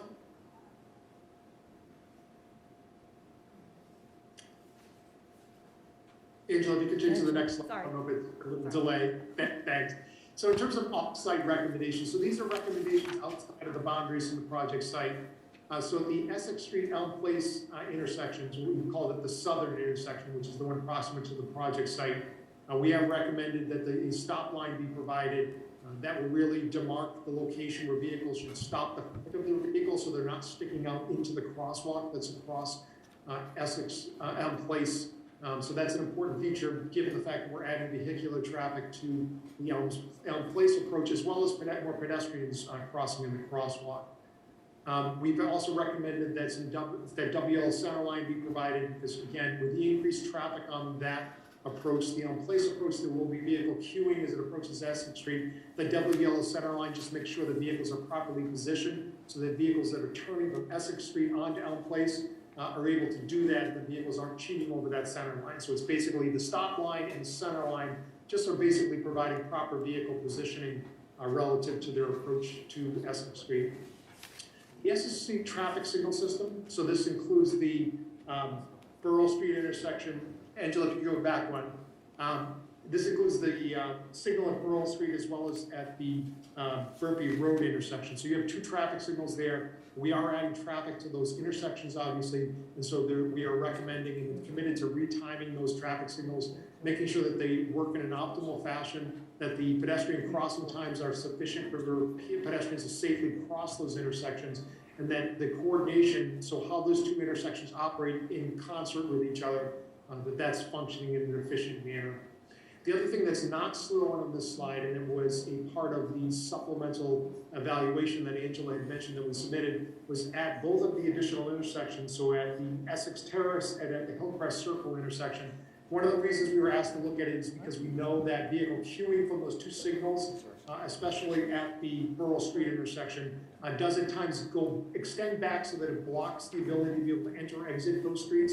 So one of the things that we've committed to doing to the extent that the town would like it to be done is installing the do not block pavement markings and signs at those intersections to be able to keep those clear to allow vehicles to be able to enter and exit those. It is a town roadway, so subject to town approval, we would be able to implement those improvements. So that's an addition that we've recommended as a result of the peer review's comments. Next slide, Angela. And then lastly, we have a transportation demand management program for the project, and each of the bullet points you see here are a series of measures that the management company, after the building is constructed, will undertake in order to encourage residents to be able to understand that there is transportation services available to them and where those services are located, and then very importantly, what the train schedules, what the bus schedules are, so that they have access to all of that information. And then in terms of pedestrian and bicycle accommodations, we do have a fully walkable site, so sidewalks, crosswalks, and connections out to the sidewalk in Essex Street. And then within the site, we have both external bicycle racks as well as weather-protected bicycle parking as well. So we're providing both of those. Again, all of these measures are meant to encourage use of those available public transportation options. I believe that's the last slide I have, Angela, so I'll turn it back over to the team. Thank you. Yeah. Thank you, Jeff. So that does conclude our prepared notes and presentation, so thank you. Okay, well, thank you very much. I had a question about the rail trail landing and really trying to understand that and what you propose, if anything, about that issue, which I know was raised at the planning board. So this is Gilbert, I can speak to that. So we, just to state maybe firstly, we very much support the rail trail and think that, in general, and we think that the rail trail being adjacent, abutting, or as close as possible to our site will be a real amenity to our residents. We think it's a wonderful idea. There is space to, as you look at the site, if you're facing the tracks to the right, that we have reserved, there's about 10 feet there, that we have reserved to be donated for $1 or a license agreement for $1 to the town to, together with land that's on the housing authority site that abuts it, to more than be adequate for a rail trail landing. To date, like recently, the housing authority has made it known publicly that they don't wish to have a rail trail there. I don't know if that is subject to future change, future negotiations between the town and the housing authority. I'm not involved in that, but I just want the board to know that we will continue to reserve our half of that land for free for the rail trail should that change in the future, because we think it's a wonderful thing for our residents. Okay, well, I could just note, for consideration, that I do see that as an area of discussion and consideration for our board. There are some very good points that are raised in the public comments that were submitted.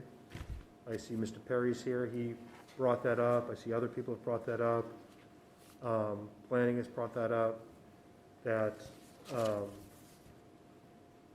the town made the plan and adopted a town meeting to fund this rail trail, and the risk that it's cut off and doesn't connect all the town, despite the portion of the town that's contributed their taxes to this plan for this rail trail, and the potential impediment from the project.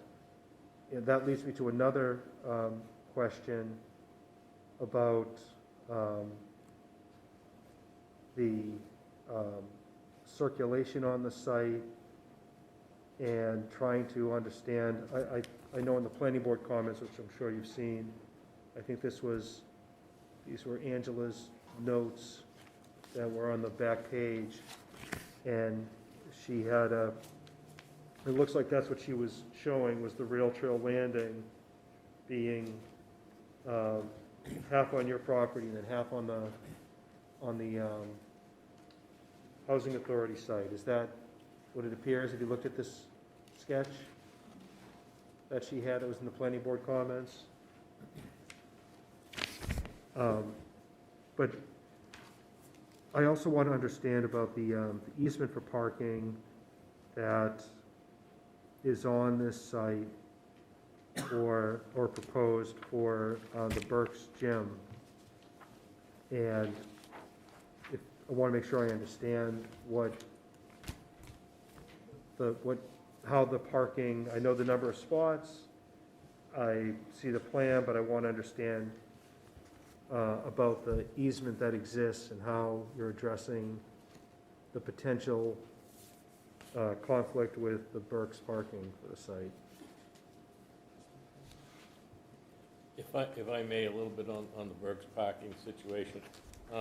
There is a lease between Mr. Paradise, who owns that building, and the Burke's Tumbling Academy. And in that lease, a certain number of parking spaces are guaranteed to Burke's Tumbling Academy, with I believe it's 34 spaces have to be they're entitled to the 34 spaces closest to the front door of the building. The other spaces that they have are on the side of the building, so that they have in total 51 spaces. I believe is the right number, yeah. And that was part of a lease. It's in existence, and we have been able to work a little bit with them in reconfiguring their parking spaces, and with some negotiations that we had with them, and that's where that situation is. It was a pre-existing lease. Has there been any thought about, I see the planning board, Angela, had a substantial suggestion that would require quite a bit of reconfiguration about moving the Burke's Gym further down and its parking and segregating. Was there any discussion internally that you had about that? This is we've only had this from them, from Angela, shortly after the date of the document. And as I said earlier on, I think that we're in the process of trying to prepare a response to I mean, we got that November 22nd. Okay. So we have a lot of things to consider that we're. Yeah, no, there's a lot in there. I agree. I certainly haven't been able to digest it all, but I see the questions that she's raising are about the parking, circulation, and connection. Along those lines, is the plan for the parking spaces for each unit to be assigned to a unit at all, or is it to be open spaces? Yeah, we would look to assign those spaces. It would be either done probably through the lease agreement, or we can assign a space per the individual. Recognizing that you only have so many spaces and figuring out. That's right. Because for the programming on that, I see there was a comment about there being 84 studio and one-bedroom units, but only, I think, 7 of those are studio. 77 are one-bedroom. And then the rest are proposed for 2-bedroom or 3-bedroom. And it's, it seems that it could be a lot of difficulty in locating a space and having residents driving around if they didn't have an assigned space. So I was just curious about what the programming for that was. You have to know that there are people on site. Yeah, I was just going to say that this would be also managed, I don't know if we spoke to that, but WINN Development is the entity working with Barry and Bruce to develop this property. This will also be managed by WINN Residential, which is the residential arm of WINN Companies, which would have full-time on-site staff managing the property on a day-to-day basis. Right, but I believe in your submission, you expect to have people on site in the management office until 5 o'clock, right? Right, typically Monday through Friday. During lease-up periods, it would probably go into the weekends, but 9 to 5, Monday through Friday. What about, are there management people or is there someone on site after 5 PM for maintenance issues, for parking issues? Absolutely, yeah. So just want to clarify, we will number the spaces and they will be assigned to each unit. And then there will be, at all hours, 24 hours, 7 days a week, there will be an ability to tow cars should people be not in their assigned spots with the assigned sticker. That's common practice and not unusual. In terms of after hours, consistent with any Class A luxury building, when the manager goes home for the evening, there's a number for tenants to call, and that number is answered, and should there need to be a dispatch of a maintenance work or a security issue, it's dealt with immediately. Okay.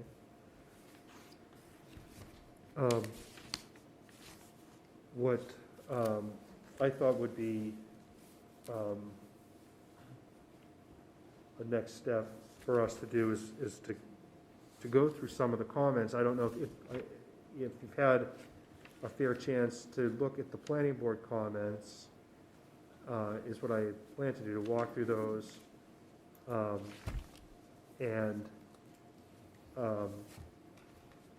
The alternative is to look to take some public comment. We're 10 minutes of 9 now, so we have about an hour and 10 minutes left. If I went through, or perhaps maybe we can go through some of the planning board's comments, which I think will probably be a lot of the same issues that the public is raising, and not to necessarily work through all the issues tonight, but just to address areas of concern and to, as the planning board suggests, identify problems and issues, and perhaps consider some possible solutions. So why don't we do that? The first one that they raised was about parking, which you spent a lot of time in your presentation understanding that it's a significant issue. And the question being whether or not the 128 spaces with 15 on Pittman Road that are or now it's 13 on Pittman Road, that's how we get to the 128, and whether or not that is adequate. I understand you believe it is adequate, and with the programming that you plan to do, but the potential solution that Angela was talking about, the planning board, was to look at ways to increase parking, potentially with site redesign, and she gave you her sketch. I guess I should ask the question, on the lease with the gym, what's the term of the lease? Is that What's the terms of the lease? in terms of the length of it? When does it expire? 10-year lease with an option renewal. Okay, so you have a long-term commitment already with that tenant. They're 5 years or 6 years, or 4 years into the lease now. So about 6 years left with the 5-year option That's correct. after? Or maybe with a 10, I'm not sure. I think it's 5. I think it. Okay. And if anybody else on the board has questions as I go through some of these issues, please feel free to raise them. Angela raised the issue of circulation with the on-site and off-site parking lots are broken up, and tenants driving back and forth to find parking. It sounds like you're looking to have a program to address that. She also talked once again about site redesign with all parking on site. Perhaps at the next meeting, you could show us what you'd suggest with programming to identify parking that relates to specific units, to see at least the programming, how many spaces would be for a studio, how many spaces would be for a 1-bedroom, 2-bedroom, 3-bedroom, and how you might control that if there are reductions in rent, if someone doesn't have a car, doesn't have parking, and also identifying specifically, or I'm trying to understand where the Amazon trucks are going, and the Uber Eats and whoever else for deliveries and guests, and how you would plan to program that.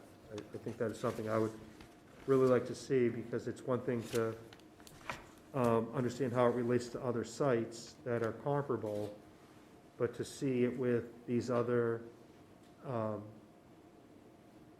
uses that everybody is using, how it relates. Overflow parking in the Burke spots overnight.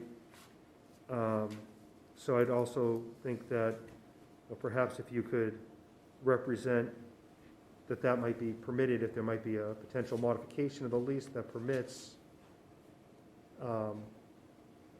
you to use those spaces, that would be an amendment to the lease, so there was comfort that, yes, that there could be overnight parking in those spaces. That might be something to consider, to have a legal right to use those spaces overnight, or if there's a snow emergency, to be able to use those. And the next comment she had was about staff parking, that that should also be considered when showing us this parking plan as to where the staff is expected to park.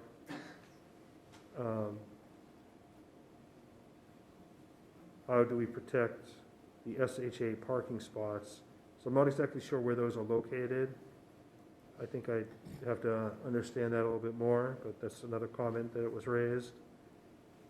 No on-street parking available. So I'm not sure currently what the limitations are on street. But I see that's one of the comments here.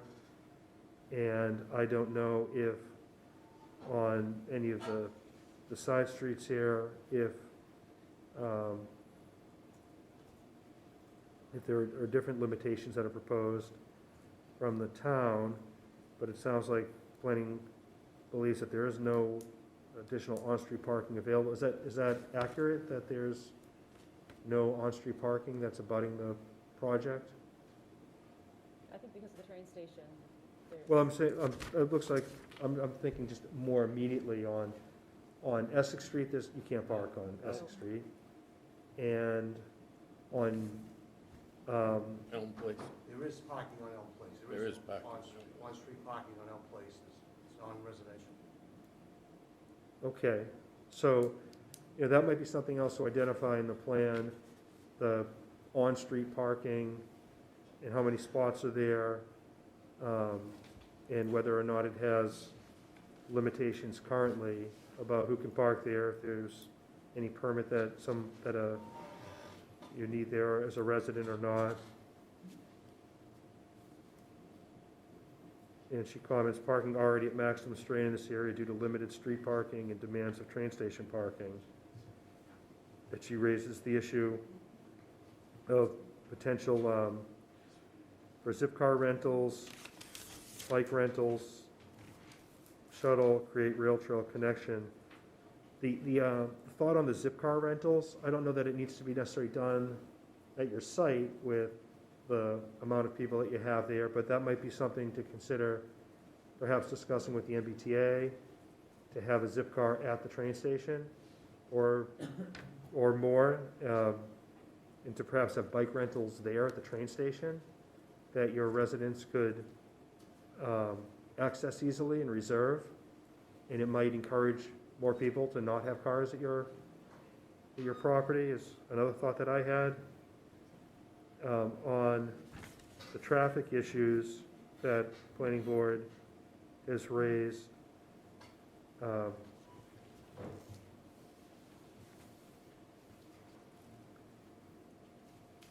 she raised, I don't know that I need to go through all of the issues that are raised here right now, but especially where we have a consultant that's also providing information and advice or peer review, but it's once again addressing the UPS, FedEx, Amazon, the potential conflict at the Burke's entrance, and it sounds like potential for more traffic calming measures there, which typically are involving more with on the public way, and whether or not there should be any. I guess that's a question for Mr. Dirk and our consultant to consider whether that should be taken. Yes. Our peer reviewer is present tonight. Oh, yeah. So we should use some of that time. Okay. Yeah. Rodney Emery is here. Yeah. So why don't I take a break from going through those Sure. and. Rodney, can you Right, from World Tech. And if I could, Mr. Chairman, this is Edward Glenn, the Yes. Mass Housing Consultant. Just in general, I think, I mean, there's a lot of stuff in that planning board letter, and I think in general, as you sift through the input you're getting, it's really key to sort of think through what are suggestions that they can certainly consider to make the project better, and what are key problems that have been identified. And ideally, that's where really the peer review really can help, because I think if you have a traffic engineer saying, there's a problem here, that's a really, important hook to hang up on and say, we need to address that problem with mitigation. Mm-hmm. If there are, different ways of doing it, and you just like the applicant to consider something, that's all fine. But if you're thinking of adding a condition, I think we really want to hear from World Tech to say, is there sufficient parking? Are these sightlines okay? Those sort of questions. So Okay, with that, I'll great. turn it over to Rod. All right, great, thank you, Ezra. Thank you, Marissa. I guess it goes with Pittman. That's where it would go. I don't know where. I see Mr. This Emery. is Mike here. Yes, hi. Never even come up. Again, Rod Emery from World Tech Engineering. I think Jeff did a pretty good job summarizing the traffic scope. Well, then they'll look to us. We're a little bit at a disadvantage because some of the data, like that we reviewed, was a year old or 6 months old. So the parking plans that we looked at were not the latest plans. The traffic report was the latest traffic report, and we did get the supplementary parking analysis. Without, beating a dead horse, go to all the building blocks that went into the traffic study, which is gathering all the existing traffic volume information, the existing conditions, generating traffic for this project, the trip generation distribution. We all looked at that, seasonal adjustments, COVID-19, seasonal variations, and all the foundation for the traffic study was well done and didn't require any. Our comment was that it was okay. I think that, just like we've said for a couple hours now, a couple of the issues, probably the biggest one is parking, that we were looking at an old plan. Obviously, there's been some changes to a little bit reduction in the number of units, a little bit more parking. Our comments were still this existing parking lease, how is that managed, and how is the assigned parking going to work? All of those are still questions, and we've got some data. How do we manage the parking? And there are new parking on Elm Place to look at. So I'll reserve some of those comments. We did look at a couple of site distance issues. I still think that we need to make sure the driveway isn't blocked by snow and trees and parked cars. And we did recommend another look at the Elm Place. Maybe you just needs a sign. There's a difference between stopping site distance and intersection site distance. Intersection is a little bit longer distance to see, and we go back and forth on which one's required. The stopping site distance is if you're on Essex Street and somebody pulls out unexpectedly from Elm Place, you have enough time to stop for the car. I prefer to be a little more conservative. It says we want enough site distance, so if you're on the site street, you have enough site distance to pull out safely. So it may be a sign or two, and maybe just checking the driveway design to make sure that works. Jeff did mention retiming the signals and the queuing on the blockage of some of the signal work. The timing has changed for pedestrian and vehicle clearance times are all brand new, a little bit longer, and they've already done the analysis, so let's just take advantage of recommending some timing changes there. So site distance, parking, site access, and traffic operations, I think, were all of the highlights that we paid attention to and made some recommendations. All of the issues about the different types of parking are still, need to be defined a little bit better. I didn't see, I think there was a commitment to bicycle parking. I didn't see that delineated on the plans as well. So, it's just cleaning up some of the details on the parking that are probably the most outstanding.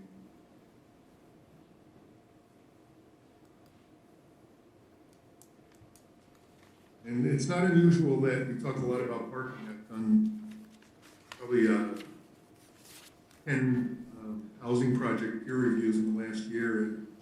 parking is all over the place on multifamily housing.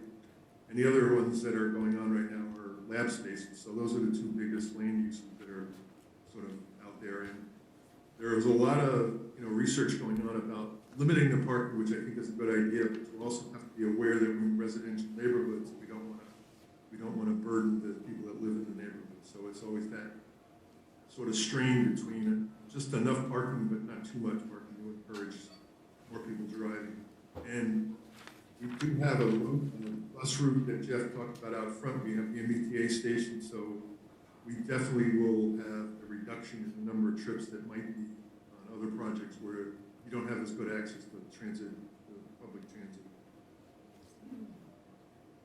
The fires, we did bring up the fire access. That seems like it's been addressed. We also need to look at how trash pickup is, and the site access that's done as well. So there's a couple issues there that still need to be defined or cleared up. I understand there's a response to our peer review. I haven't seen it yet, so we'll take a look at that as well. I'm happy to answer any other questions too that come up. Did you look at deliveries in your review? I looked at, well, we mentioned that somewhere on the site somebody should, it should be delineated where deliveries are made. Parking is for that.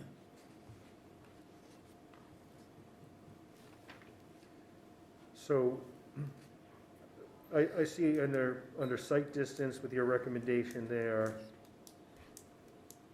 that it should be provided to improve the site distance for drivers on Elm Place to enter Essex Street to meet the ISD requirements, or provide additional warning measures to warn drivers on Essex Street. At the site drive intersection with Elm Place, review the parking layout along Elm Place to make sure that ISD site triangles can be maintained, and snow storage and landscaping will not impede site distances for exiting vehicles. So my question would be on that recommendation, that's clearly for safety. Is that? Yes. And on the next page, you talk about the, some of the things that we raised earlier about the management of the parking spaces and the shared parking with the Tumbling Academy. So we've talked about that. And similarly, would you see those as safety issues? Well, anytime you have people wandering, that aren't sure where they're parking or recirculating, I think you just don't want the extra traffic on residential streets. So it's sort of a ancillary safety issue, if you will. Mm-hmm.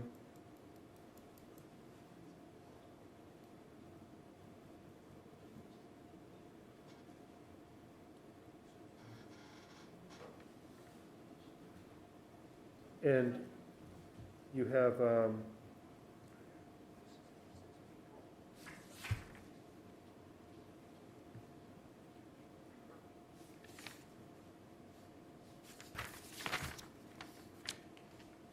so you talk about that they've addressed the fire access. Well, we didn't, in our report, we didn't have, it wasn't addressed, but I see by now it's. Right. But what about the not being able to get to the back of the building along, I see they provided a plan that shows the fire hose being able to reach along the back, but I don't know if that's your area of expertise. Not the fire hose, but it definitely the turning tracks of different types of vehicles would be. Okay, so I think it might be a more question for fire that I have about access behind the building and whether it's safe with the fire truck not being able to reach further than the turnarounds. There was originally a plan that showed where the fire hoses were laid out, but again, that's not my expertise. And on that, again, this is Ezra. The applicant has represented they spoke with fire prevention, but certainly we want to get a letter from fire prevention saying we're okay with this plan and we checked it out. Yeah, okay, great, thank you. We have that. We have We've submitted. You have that. Okay, all right, so it must be in my comments here. Okay.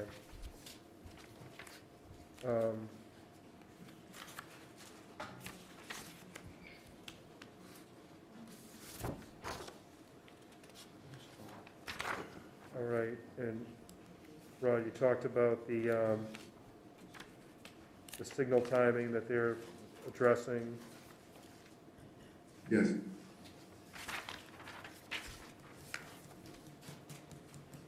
And the comparison with the other properties that were done in Salem, and I think that one was in Needham, they had, at least two of them, I believe, had a significant higher ratio for spots that were available than what we have here. But I'm just trying to confirm that you agree with the conclusions that, about the assumptions that are made to get to the opinion on spaces per unit? Well, I referenced, again, I didn't have this information available when I did, my review. It was based on an old parking plan. And I did get the supplementary parking study from Jeff from VAI, and I compared it to standard IT rates. And MAPC's done some work now that show they've done several communities in the North Shore. I think Peabody, Beverly, and I can't remember the third one that they did a follow-up study to. So it's a little bit more than what MAPC says. It's a little bit less than what ITE says. So it's in the ballpark. But I think I'm, taking another look at it. I think you want to get that right balance of not encouraging people to drive cars and protect your neighborhoods. So it's within that ballpark, I guess. And understanding what's going on with this Berks Academy or the Tumbling Academy and how that works, to me, is a crucial part of understanding it. And then how you are, assigning spaces, are we signing, we don't expect people to come in at night is the Tumbling Academy open late and they use those spaces at night? Or, what is the exact management of how all the parking's going to work? Do you think it would be important for you to see what the specifics are of the lease agreement? No, it would be more about how we're going to manage the site, manage the parking. Is it just free for all? I heard tonight that there's going to be assigned parking. So each unit there'll be some kind of an assignment by unit. What the other factor is, and it was mentioned, that there is a large number of studio and one-bedroom apartments, which I think will keep the parking demand down compared to some other sites. There is a factor for parking based on the number of bedrooms that you could apply, and that would give you less than 120 spaces that they're providing. It would be probably closer to 110. So I think we're in the ballpark if we get the right balance of visitors and deliveries and, how we balance this existing lease parking. I don't think people are going to like to walk as far away, but, depending on, how late at night it is and where you're, coming back to. I live on a street, Newburyport, we have no driveways, so we're always parking on the street, so parking's an issue that's, always a problem for us. Okay, so you'll be able to take a look before our next hearing at any changes that are made by the petitioner? Yeah, I'd like to see the response to the parking, and then, based on some of the comments tonight, maybe we can, I think we're close. I think we just need to iron out some of the details. Okay, all right. And the general process is, you have a peer review memo, which I think you all have now, and I think it might even be on the website, but you can see it's identified a number of issues.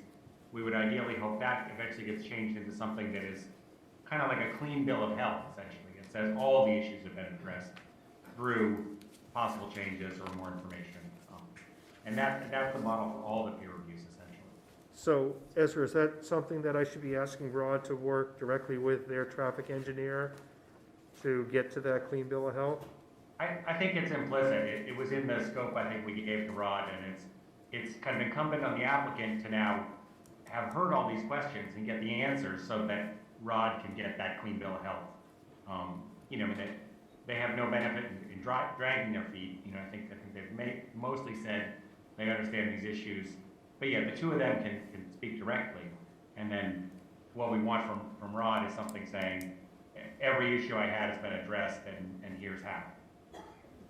And generally, I think Jeff did say, or somebody said that they did provide a response to our peer review. So generally, our next step is to review those comments and then say, yeah, everything looks good now, or, you know, we still have 2 or 3 issues we need to iron out. We work through those. And the basic process is we move from questions to identifying the issues to finding the solutions. And then once you're there for everything, then you're done.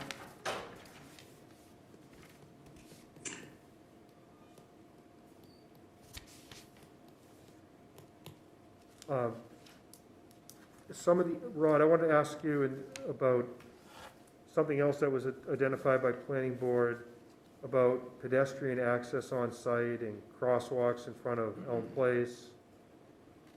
Is that something that is in your Yes. purview? Yes. Okay. I just got the planning board comments today, so I'll take a look at those issues as well. Okay, all right. Is there any other questions that you have for Rod, anybody, or Ron? Okay, all right, well, Rod, thank you. We might have some more questions for you. Appreciate your input very much. One thing I wanted to bring up that is in the planning board comments, and I think is something that we should address, or at least have a discussion about the design and size of the structure and the Pittman side.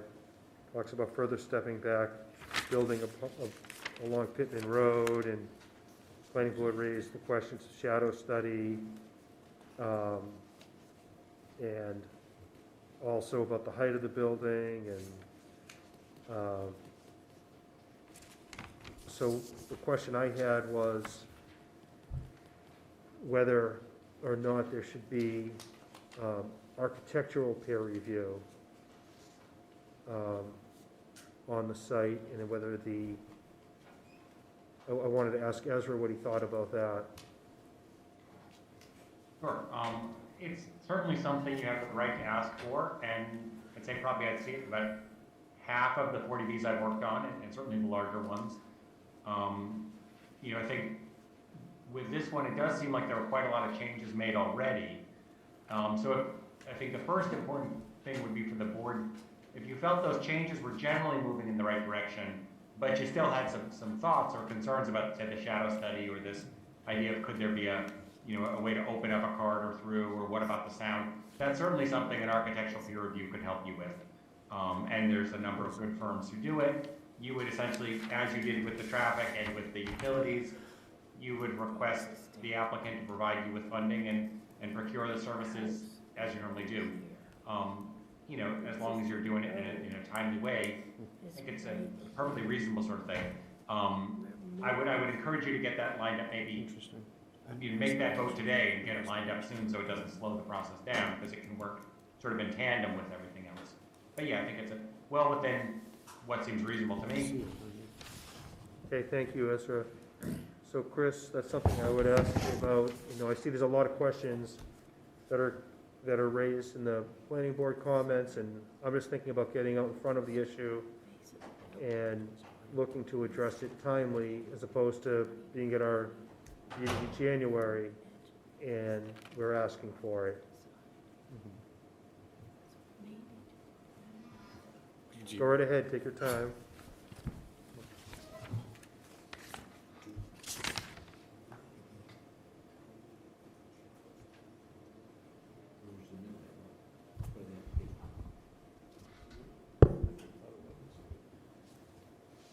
We submit the shadow. No.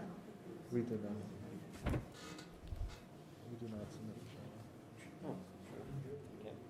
We have it. So we can submit it. Yeah, we did conduct a shadow study. I don't know whether it was, apparently wasn't submitted. I haven't seen it, but I don't know that it's just shadow study. I see it as also a lot of the questions that, we've already talked about, that rail trail landing connection. I don't know if that's something that might be within. The great difficulty with the whole rail trail thing is getting across the railroad track. Right. If you're going to, if you think, I mean, to be quite candid, if you're thinking about doing a tunnel, I heard that's out. I heard that. that is out. I heard So that the only other MBTA. choice is to walk across it, or to build some sort of a bridge across it that would go high enough over a train, and I just think you don't have enough, there isn't enough land in that area to really effectively do that. Your only course is to work something out with foot traffic going over the railroad track, and that's gonna be up to dealing with the MBTA and how agreeable they will be to that whole process. Mm-hmm. It's a bit of a conundrum. Right, no, I realize that, but if, to have, your expert telling us, I suppose it's one thing for you guys to say, sure, I mean, you can only do what you can do. Right. If you're saying we'll, have we'll- this landing area and we'll provide access. I just want to make sure if the town is able to get something done there, that a building isn't built there that prevents the further connection or this landing area. So that's why I'm just thinking getting out in front of the architectural issues in terms of where it's sited, or to hear that, yes, that what they've done is what they should be doing, and getting the peer review done for that, and for the other issues that are being raised by planning, and that I see from the comments from the public. So that's why I think it's something we should be considering. I think it's fully within your prerogative to do that. A lot of the questions, as I think I said in the very beginning, where we got the information from the planning board, we haven't had a chance to pull all of our answers together in that section, but I know that we have many of those, we can provide many of those answers. Right, but you know how it's gonna play out. If Right. you give me a shadow study, Now, we need the peer review on the shadow study, because no one from the public who's opposed is gonna trust it. So we might as well, I think, get out in front of it and look to engage as quickly as possible for that peer review, so that we can do it on an expeditious basis. So if it's the desire of the CBA to order a peer review, we're happy to assent to that. Okay. All right, so let me just make sure that we could take a vote on that issue of engaging an architect for peer review of the architectural issues that are raised. I'm gonna take a roll call on that. So I am a yes with that motion. Dan? Yes. Paula? Yes. Heather? Yes. Ron? Is Ron present on that? Marissa, do you have Ron Landon? I'm here, sorry, I couldn't find my mute button. Okay. Yes, I'm a yes. Okay, thank you. All right, so Marissa, so we'll look to work on that to engage architectural peer review. Yes. If I could suggest, having Ezra help, maybe that. Oh, it's a great suggestion. Just to ensure somebody that's familiar with. Right. So Ezra, Yep, I was just going to unmute. I have some good scopes for that, and I think, one key piece there that does keep you within the bounds of what you're allowed to do and moves the process forward is to make it clear that, this is about reviewing their design and looking at some of these issues that have been raised. It's not hiring an architect to redesign the building or anything like Yes. that. And I think, you know, Yep, I understand that's what we're permitted to do. And I'm concerned that when things like shadow study come up, that it's peer reviewed, so that we don't get hung up later on that issue and some of these other issues that are raised by planning board. And in the public comment, I think also. So that'd be great, Ezra. Sure, and we typically would, we'll come up with that scope. You often run it by the applicant to just make sure that there's nothing they object to, and then, and there's no conflicts in the firms you'd be soliciting, but then we, procure the consultant in the way you normally would. So we could get that all done and even get the review going before the January meeting. Right.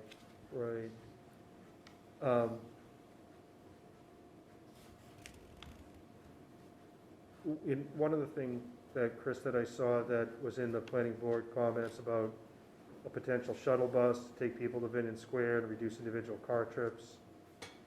I just thought that was something worth considering. I thought that was a very good thought myself. I'd be curious what the traffic experts have to say about that. I don't need to know right now, but something for them to consider. The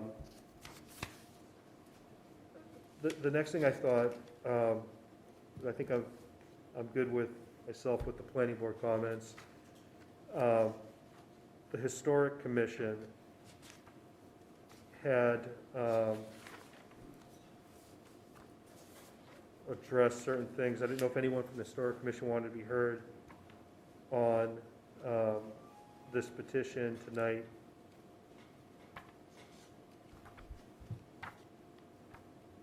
If you're here, I don't know if Justina is here, if she wanted to be heard about.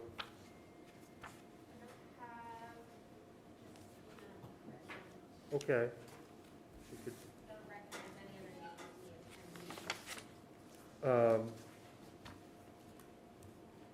How about from fire? Is anybody here from fire or not? I know that it was represented that there's a letter. Oh, here's the letter. The fire prevention memo. Okay, from James Potts. So I guess that's something worth bringing up, because I'm assuming that's what you're referring to with the letter from fire. And so it discusses that you presented two options in the emergency gated access into Doherty Circle, which is not part of your current plan. And I saw that there was a lot of dialogue about that. So maybe you could explain why, or why you got to the plan that you did. If you think that's something that we should understand. Sure.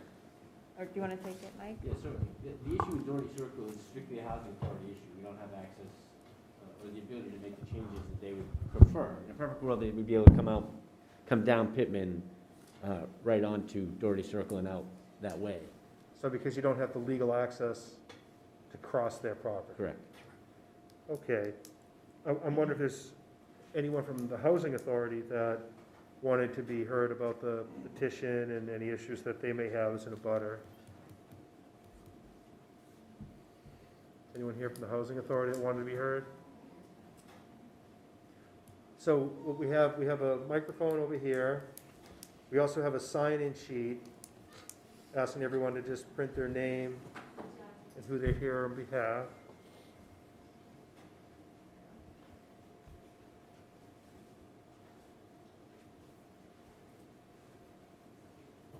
Hello, I'm Catherine Esteverine. I'm a member of the board of the Housing Authority. We did have comments about the fire gate. That was a big concern for us, but it sounds like the fire gate isn't an issue anymore since you're going to do the use Plan B, which is the turnaround option. If the fire gate is back in play, we would be very concerned about that. It would be it would be a problem because we have a small enclave. Our residents are elderly and disabled, and it's basically a circle, like a driveway. And to be running fire trucks through there would be a serious problem for the people living there. It would affect them adversely. And it seems unfair to put that burden on them in order to build this development. So that's one thing. The other thing is the rail trail. We did have a meeting, and we do not want to allow easements over the property for the reason I just outlined. Residents have expressed concerns about people walking through, not knowing people. The way it is now, it's pretty small and private area. To open it up to having, traffic through there would be a significant change for people. So, as it is, there's going to be now a building there kind of blocking light and sun, et cetera. But obviously we don't have control over that. So we just want to mitigate the effects of this development as much as we can. And there are a number of residents here who, I'm not sure if anybody wants to say anything else about it. Well, I didn't want to open up to all the public comment. I Sure, wanted to right, no, but that's our, focus on the specific. And one thing I note in the fire prevention memo that I thought was interesting, and something for you perhaps to consider, was that Deputy Chief Potts, he talks about if there's a gate, he was talking about access into Doherty Circle for the Swampscott Housing Authority property, because it creates access for the Swampscott ladder truck into the Housing Authority property. Current access requires ground ladders to be carried from Beryl Street or Pittman Road to perform a rescue at Doherty Circle. So that's something we don't really understand. Well, I think maybe it might be beneficial for you to talk with Chief Deputy James Potts. We have talked to them. But we have pictures of the big ladder truck in Doherty Circle.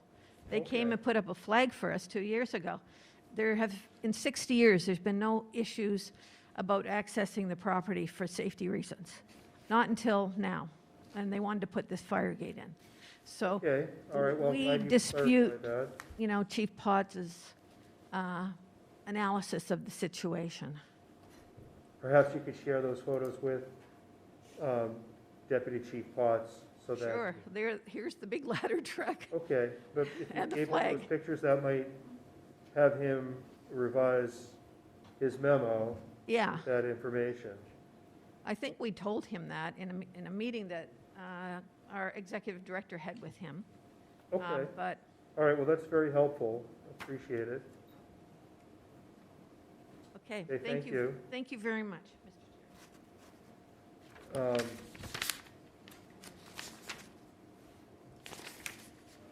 see, we have the fire prevention. Mark, I have a comment, I have a member of the public raising his hand, his name is Dick Callahan, I'm not sure, should we have him introduce himself first, to see if his. Well, I just, before I opened up for public comment, I was just trying to make sure I got through as much of what I had from staff comments. Sure. And then I can, I think, have some public comment. I just wasn't sure if he was also from Swampscott Housing Authority there. Is Dick Callahan tied to the SHA at all? He's the chair of the Swampscott Housing Authority. Okay. Okay, for sure. Okay.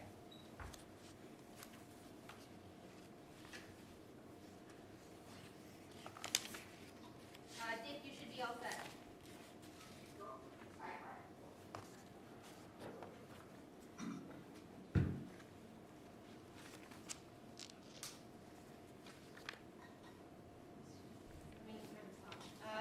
We can't hear you.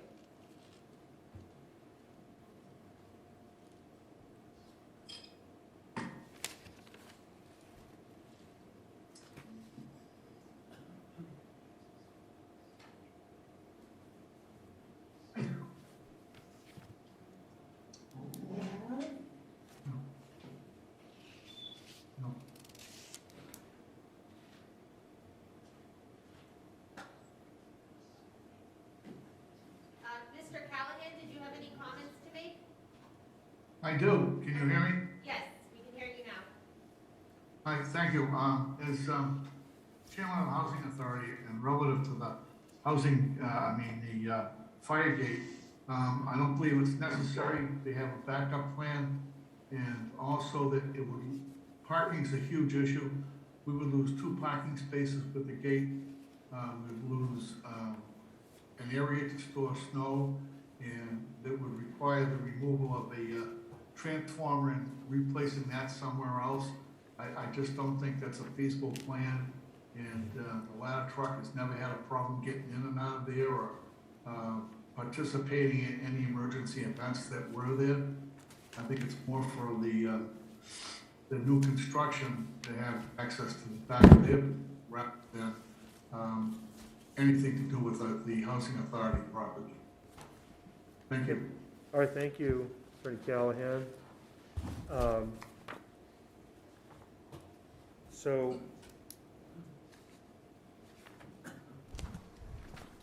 I think with having 25 minutes left, I'd like to open it up to some public comment. We have many members of the public that are present. I know that we have some, we've received many emails and letters about the proposal that have been uploaded. So I'm going to ask that, first I'm going to invite people that are present who've made the effort to get in person tonight to be able to comment. I don't think we'll reach anyone who is remote tonight, but we'll be given the opportunity at the next meeting. So if I could have by hands raised that wanted to speak. Okay, so when I have right up here, you, sir, in the second row. Oh, sorry. Yeah, so I'd ask you to go to the microphone.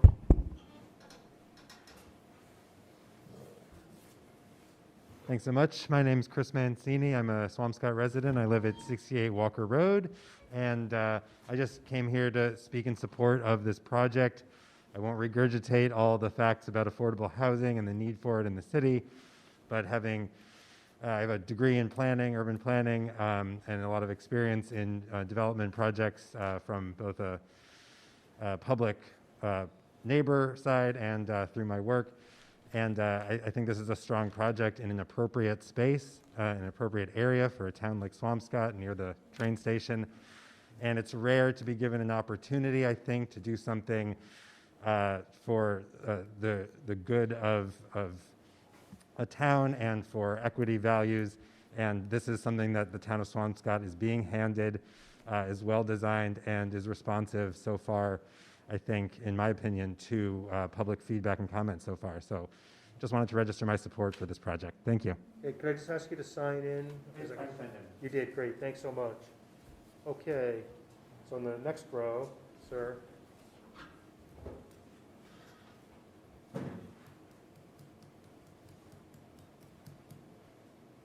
Hello, my name is Aaron Burdoff. I live at 11 Juniper. I just also wanted to voice my support for this project, and just 3 quick points for tonight. Since we were talking about 40B, again, thank you to the chair. Thank you to Ezra for going into the details of 40B. I know that gets lost. There's not a lot of knowledge of what that is in town. So thank you, but just a couple things to add to that.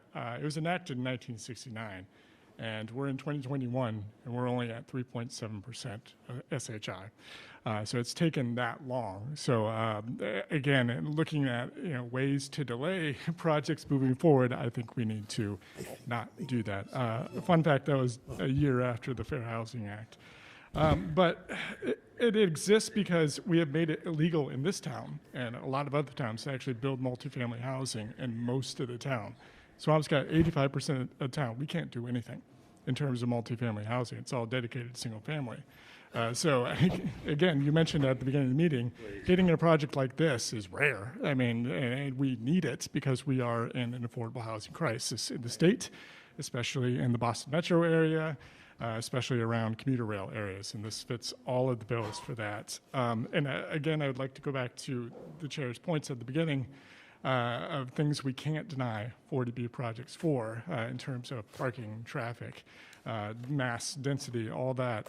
I know you're still deliberating and going over the details, but I mean, at this point, you have answered the question whether this fits the bill or not. And then last, just to address parking and traffic, because that's taken up 95% of the discussion tonight. If we ask for more parking spots, we're going to get more cars and we're going to get more traffic. And that's exactly what a lot of people here do not want, is to ask more traffic. So let's stop asking for more parking spots, because that's going to bring in more cars. We're looking for people to live here that don't rely on an automobile necessarily for all of their transit needs. So I think the town of Swampscott should perhaps ask themselves, what are we doing to promote alternative methods of transportation instead of asking for more parking spots in all of our developments. So thank you. Thank you. Did you sign in as well? Great, thanks so much. Okay, in the back, please.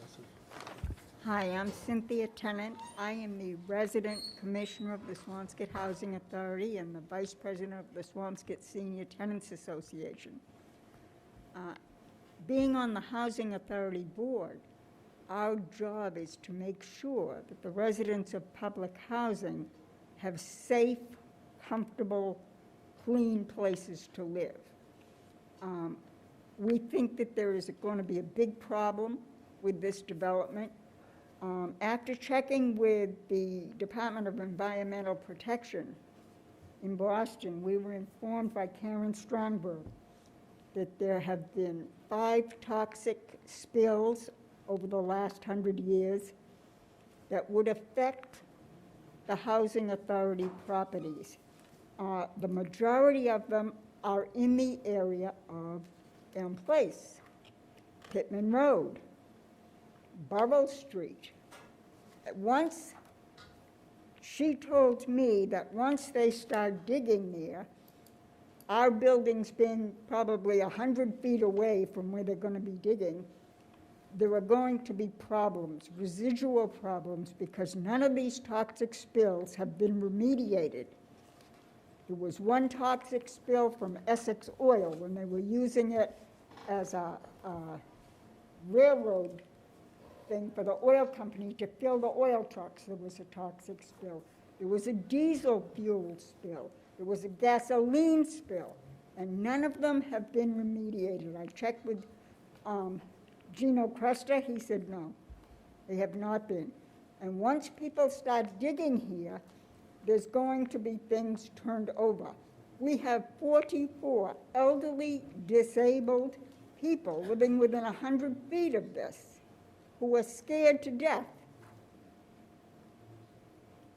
The other issue is rats. There has been a rat problem in this area for 50 years. It has gotten so bad, somebody called me the other day, they saw 8 rats in one day. Once they start digging here and taking down buildings, there's going to be more rats. We're concerned with the safety of the people that live here. Some of these seniors, this is going to be their last home. And it's up to us to, as town members, board members, people that live in Swampscott, the zoning board, to make sure that these people are safe and comfortable in their last home. We do not think that this is a good idea. Okay, well, thank you for your comments. I would say that I'm familiar with Massachusetts having a law known as 21A, and I can assure you that before this project gets financing, and even if it was, you know, there's a requirement for a cleanup. So if there's a spill there that's been unremedied to date, it will be required to be remedied if there's going to be housing on the site. I don't know if the petitioner might do some due diligence on or share what preliminary environmental reports they may have done at the site to alleviate any of your concerns and maybe certify that they will comply with Massachusetts law in 21A. I'm going to ask over here, what's that?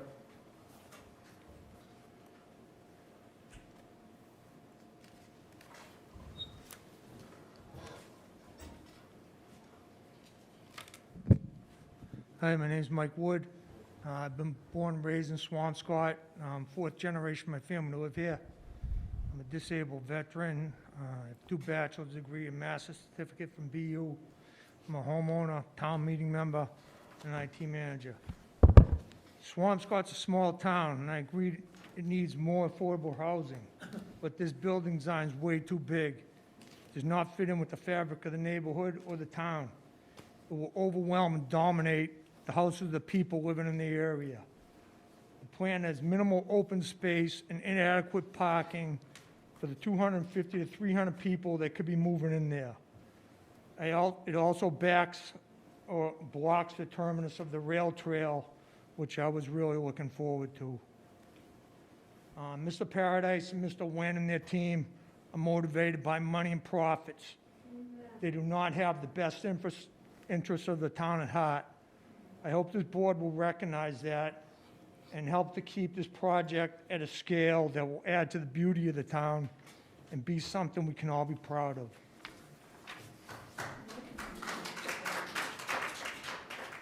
Thank you, Mr. Wood, and I note that you submitted a written memorandum as part of our record as well. Okay. Mr. Perry? Thank you, Mr. Chairman. Just 2 quick process questions, if I may. One, will you be allowing public commentary at the January 11th meeting? Absolutely. Thank you, sir. Secondly, if we could please, a lot of the documents I've been hearing tonight and many of my neighbors here have been hearing have not been accessible on the town's website, especially the planning board. We haven't seen that yet. Haven't seen anything on the fire department about the safety factors at the back of the building, things of that nature. We would, through you, Mr. Chairman, if you can encourage the town officials to get these documents up so that the public can have it and have complete transparency, that would be most appreciated. And if you're allowing commentary on January 11th, Mr. Chairman, I would ask respectfully to be allowed to speak at that time. Thank you. Okay, certainly. So I do see that as my job to make sure that there is transparency and that documents are timely uploaded. A lot of information did come in late. I received it, late. It's been around the holiday as well, but I will look to coordinate with Marissa to make sure we look to get everything uploaded timely, to make a record that the public has complete access to. And I can tell you the same information is what our board is getting, so the public is getting it at the same time that we as a board are getting it. But thank you for those comments. Thank you, Mr. Chairman. Sure, you're very welcome. Yes? Eric?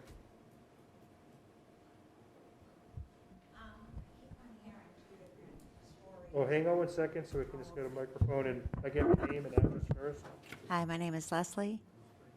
I've heard 2 different scenarios today about the fire issue. And when you started off the meeting, you did explain to us that if there were things such as safety, health, and you mentioned a 3rd thing, and I forget, but I want to see, I believe, the Housing Authority, and I live there, I want to see in writing that there will not be any gate going through Doherty Circle to Elm Place. It is a safety issue.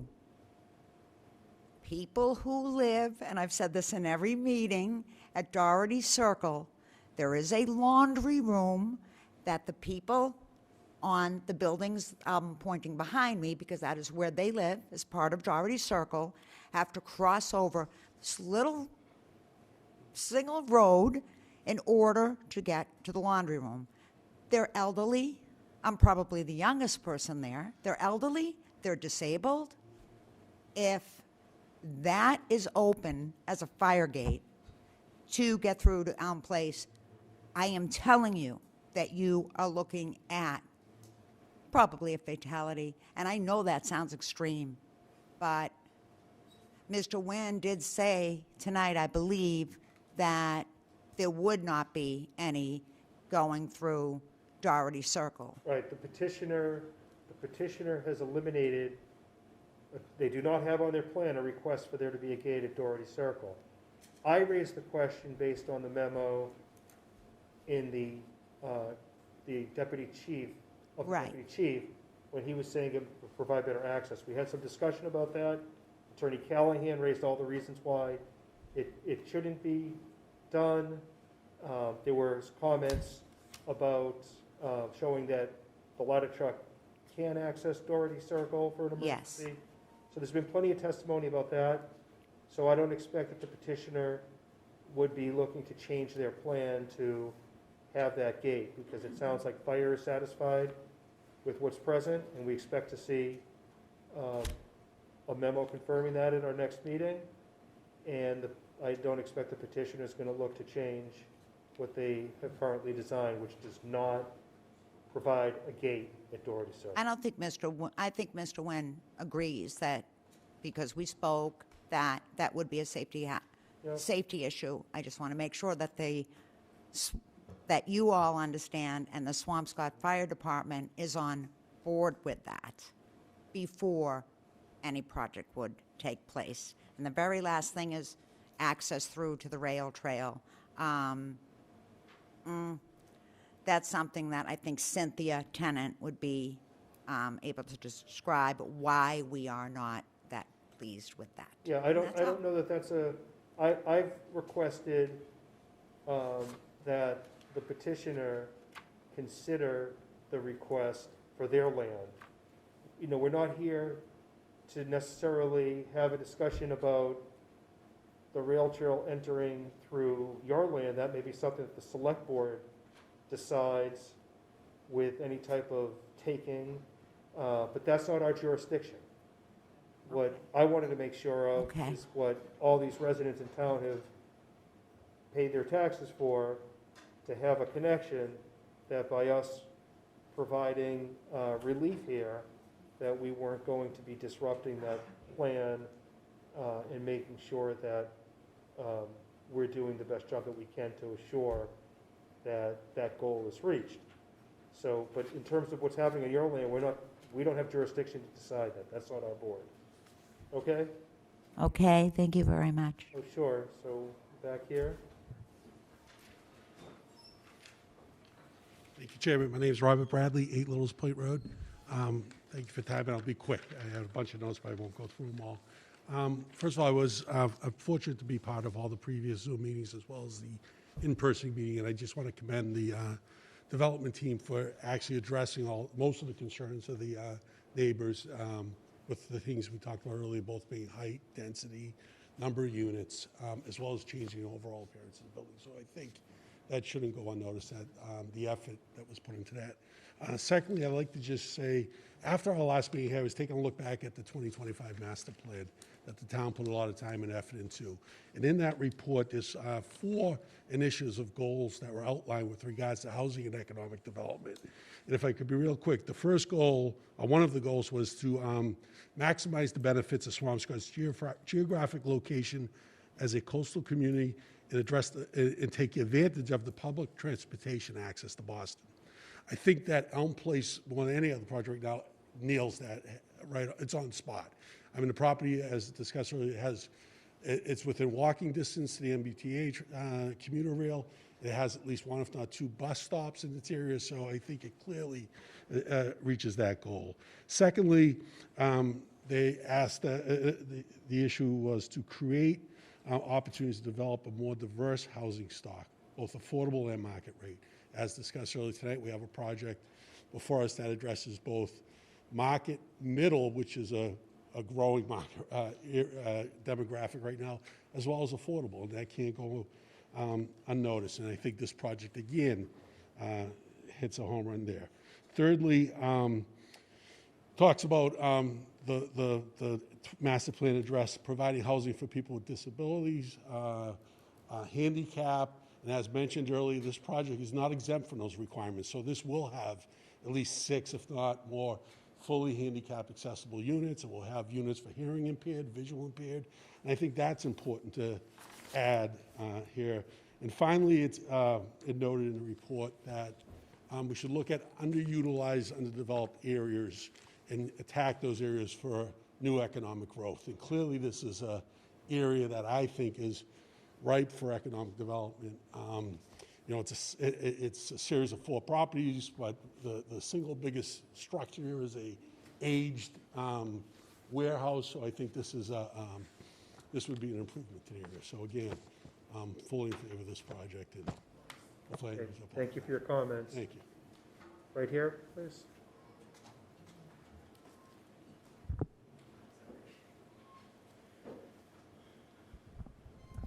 Hi, everybody. I'll be brief as well. My name is Justin Snow. I live on Worcester Ave. I am also in support of this project. I don't mean to ignore, dismiss, or diminish, what everyone else or many people tonight have been saying in opposition to the project. I know there are many issues that have to be resolved, but I just wanted to kind of build upon what the previous gentleman said, and I think that there are 2 items that come to mind when I think about Elm Place and why I think it will be a benefit to Swampscott. I think that because of its location, it's in with walking distance to Essex Street, the train station, Burrell Street, and feasibly Humphrey Street, and all those local businesses are definitely going to benefit from this additional patronage. And I think that the town in that area specifically can benefit from this economic viability. And I also reviewed the 2025 plan, and I think it's great. And again, it specifically does mention that Swampscott needs to leverage the transit access, the strong commercial areas to drive additional economic growth, because the town's fiscal health is going to increasingly rely on this growth. I think another thing that's great about it is it doesn't remove any mature woodland or existing natural open space, which I think benefits Swampscott and the environment, which is also a priority of the plan. I had a lot more to say, but I'll finish with that. So I encourage the ZBA to think about these positives in addition to some of the shortcomings when making the decision. Thank you. Thank you very much. Right here in the middle.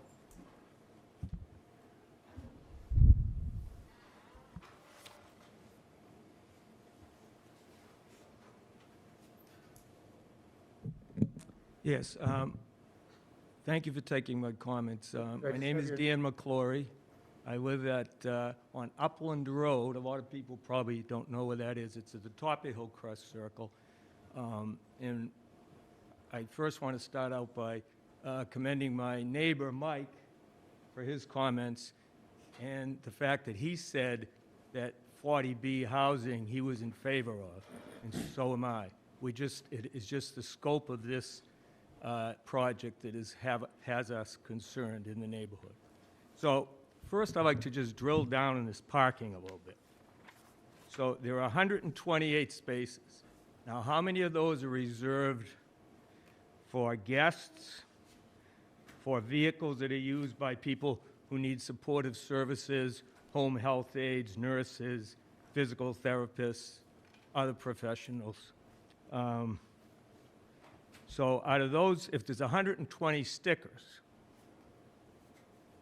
is that 1 per unit with 36 2- and 3-bedroom apartments? Obviously, some houses are going to have 2, maybe 3 cars. Now, I know someone said that we want to not have as many cars. Well, that's true. But if someone moves in and they own 2 cars, they're not going to sell them. So the question is, where do they park? And why is parking important? Because if you live in the neighborhood, it's important. If you don't, it isn't. And if you ever been up Hillcrest Circle, there are sidewalks on one side in some areas, no sidewalks in others. And on Upland Road, there are no sidewalks.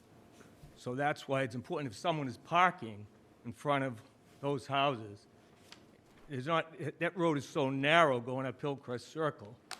If there's a car parked there, I mean, that's just an accident waiting to happen. And if you haven't been up there, you need to go up there to experience that.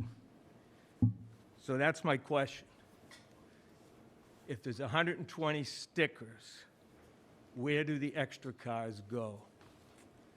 The other thing I was concerned about, and obviously that parking can be a safety hazard. If there's cars parked and there's no sidewalks, I don't think I have to explain that any further.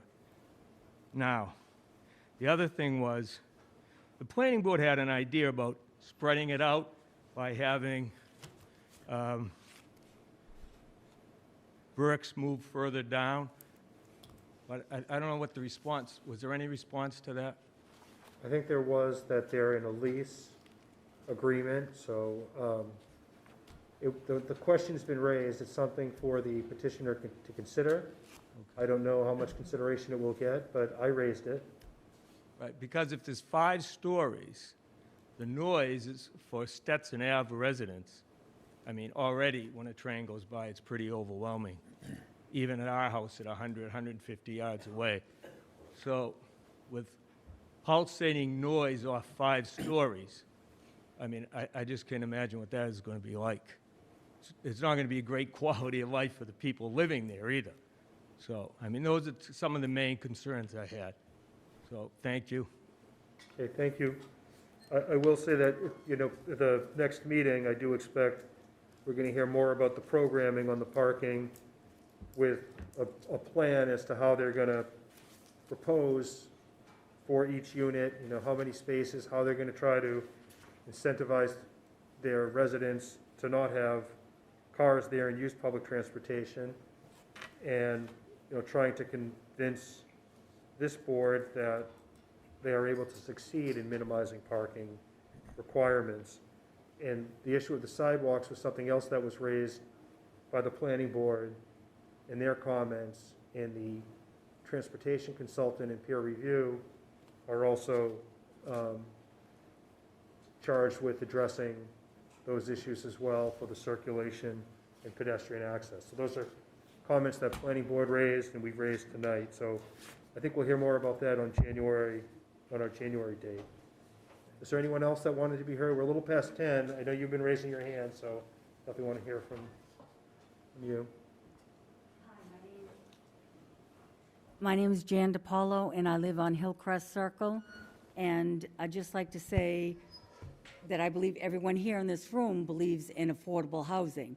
My concern is, why do we have to take care of the problem in one project? And for all these people that are gung-ho and for it, this size and everything, were you at Marion Court when there's not a single affordable housing there? Seems just unfortunate that people are taking this size of project and putting it in this town where it doesn't belong. Again, I'm all for it, but just the size of it and everything.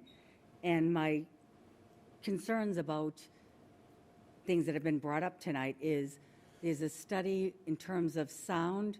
Has anyone brought up, they were talking about rooftop, having that opened for, you know, people to go up there and entertain, et cetera. Is that part of the sound study?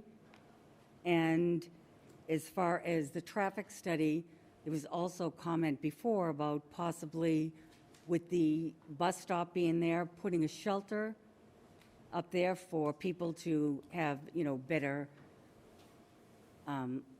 access to, you know, going to the bus stop, not access, but weather permitting, et cetera.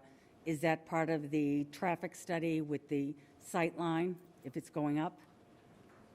And finally, they were talking about parking and people.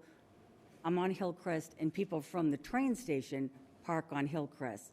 So that, again, is there's pedestrians that you can think they're going to use the crosswalks, but they're not. And how do we keep people safe? And, you know, that's a huge impact on our neighborhood. Thank you. Thank you. Chris, on the sound issue. Pardon me? On the sound issue? Yep.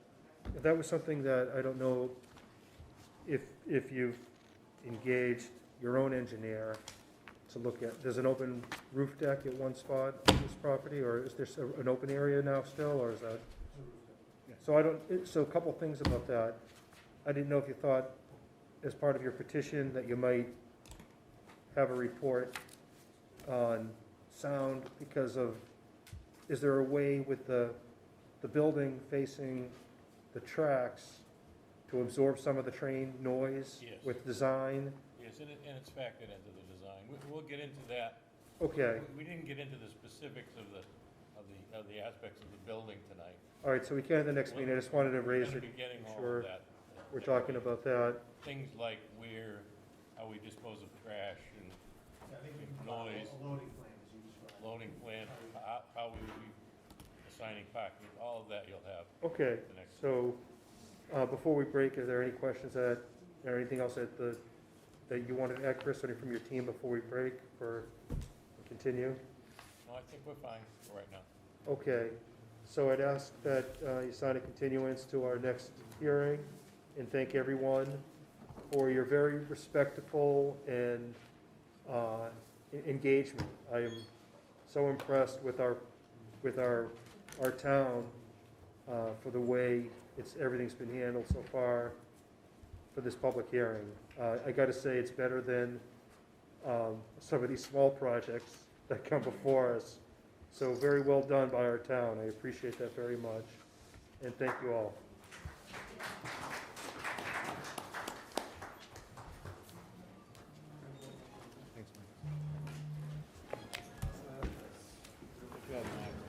Process, but nothing for that, isn't it? You have to vote to adjourn, right? Yeah, I think we need to have a vote. I think we need to have a vote to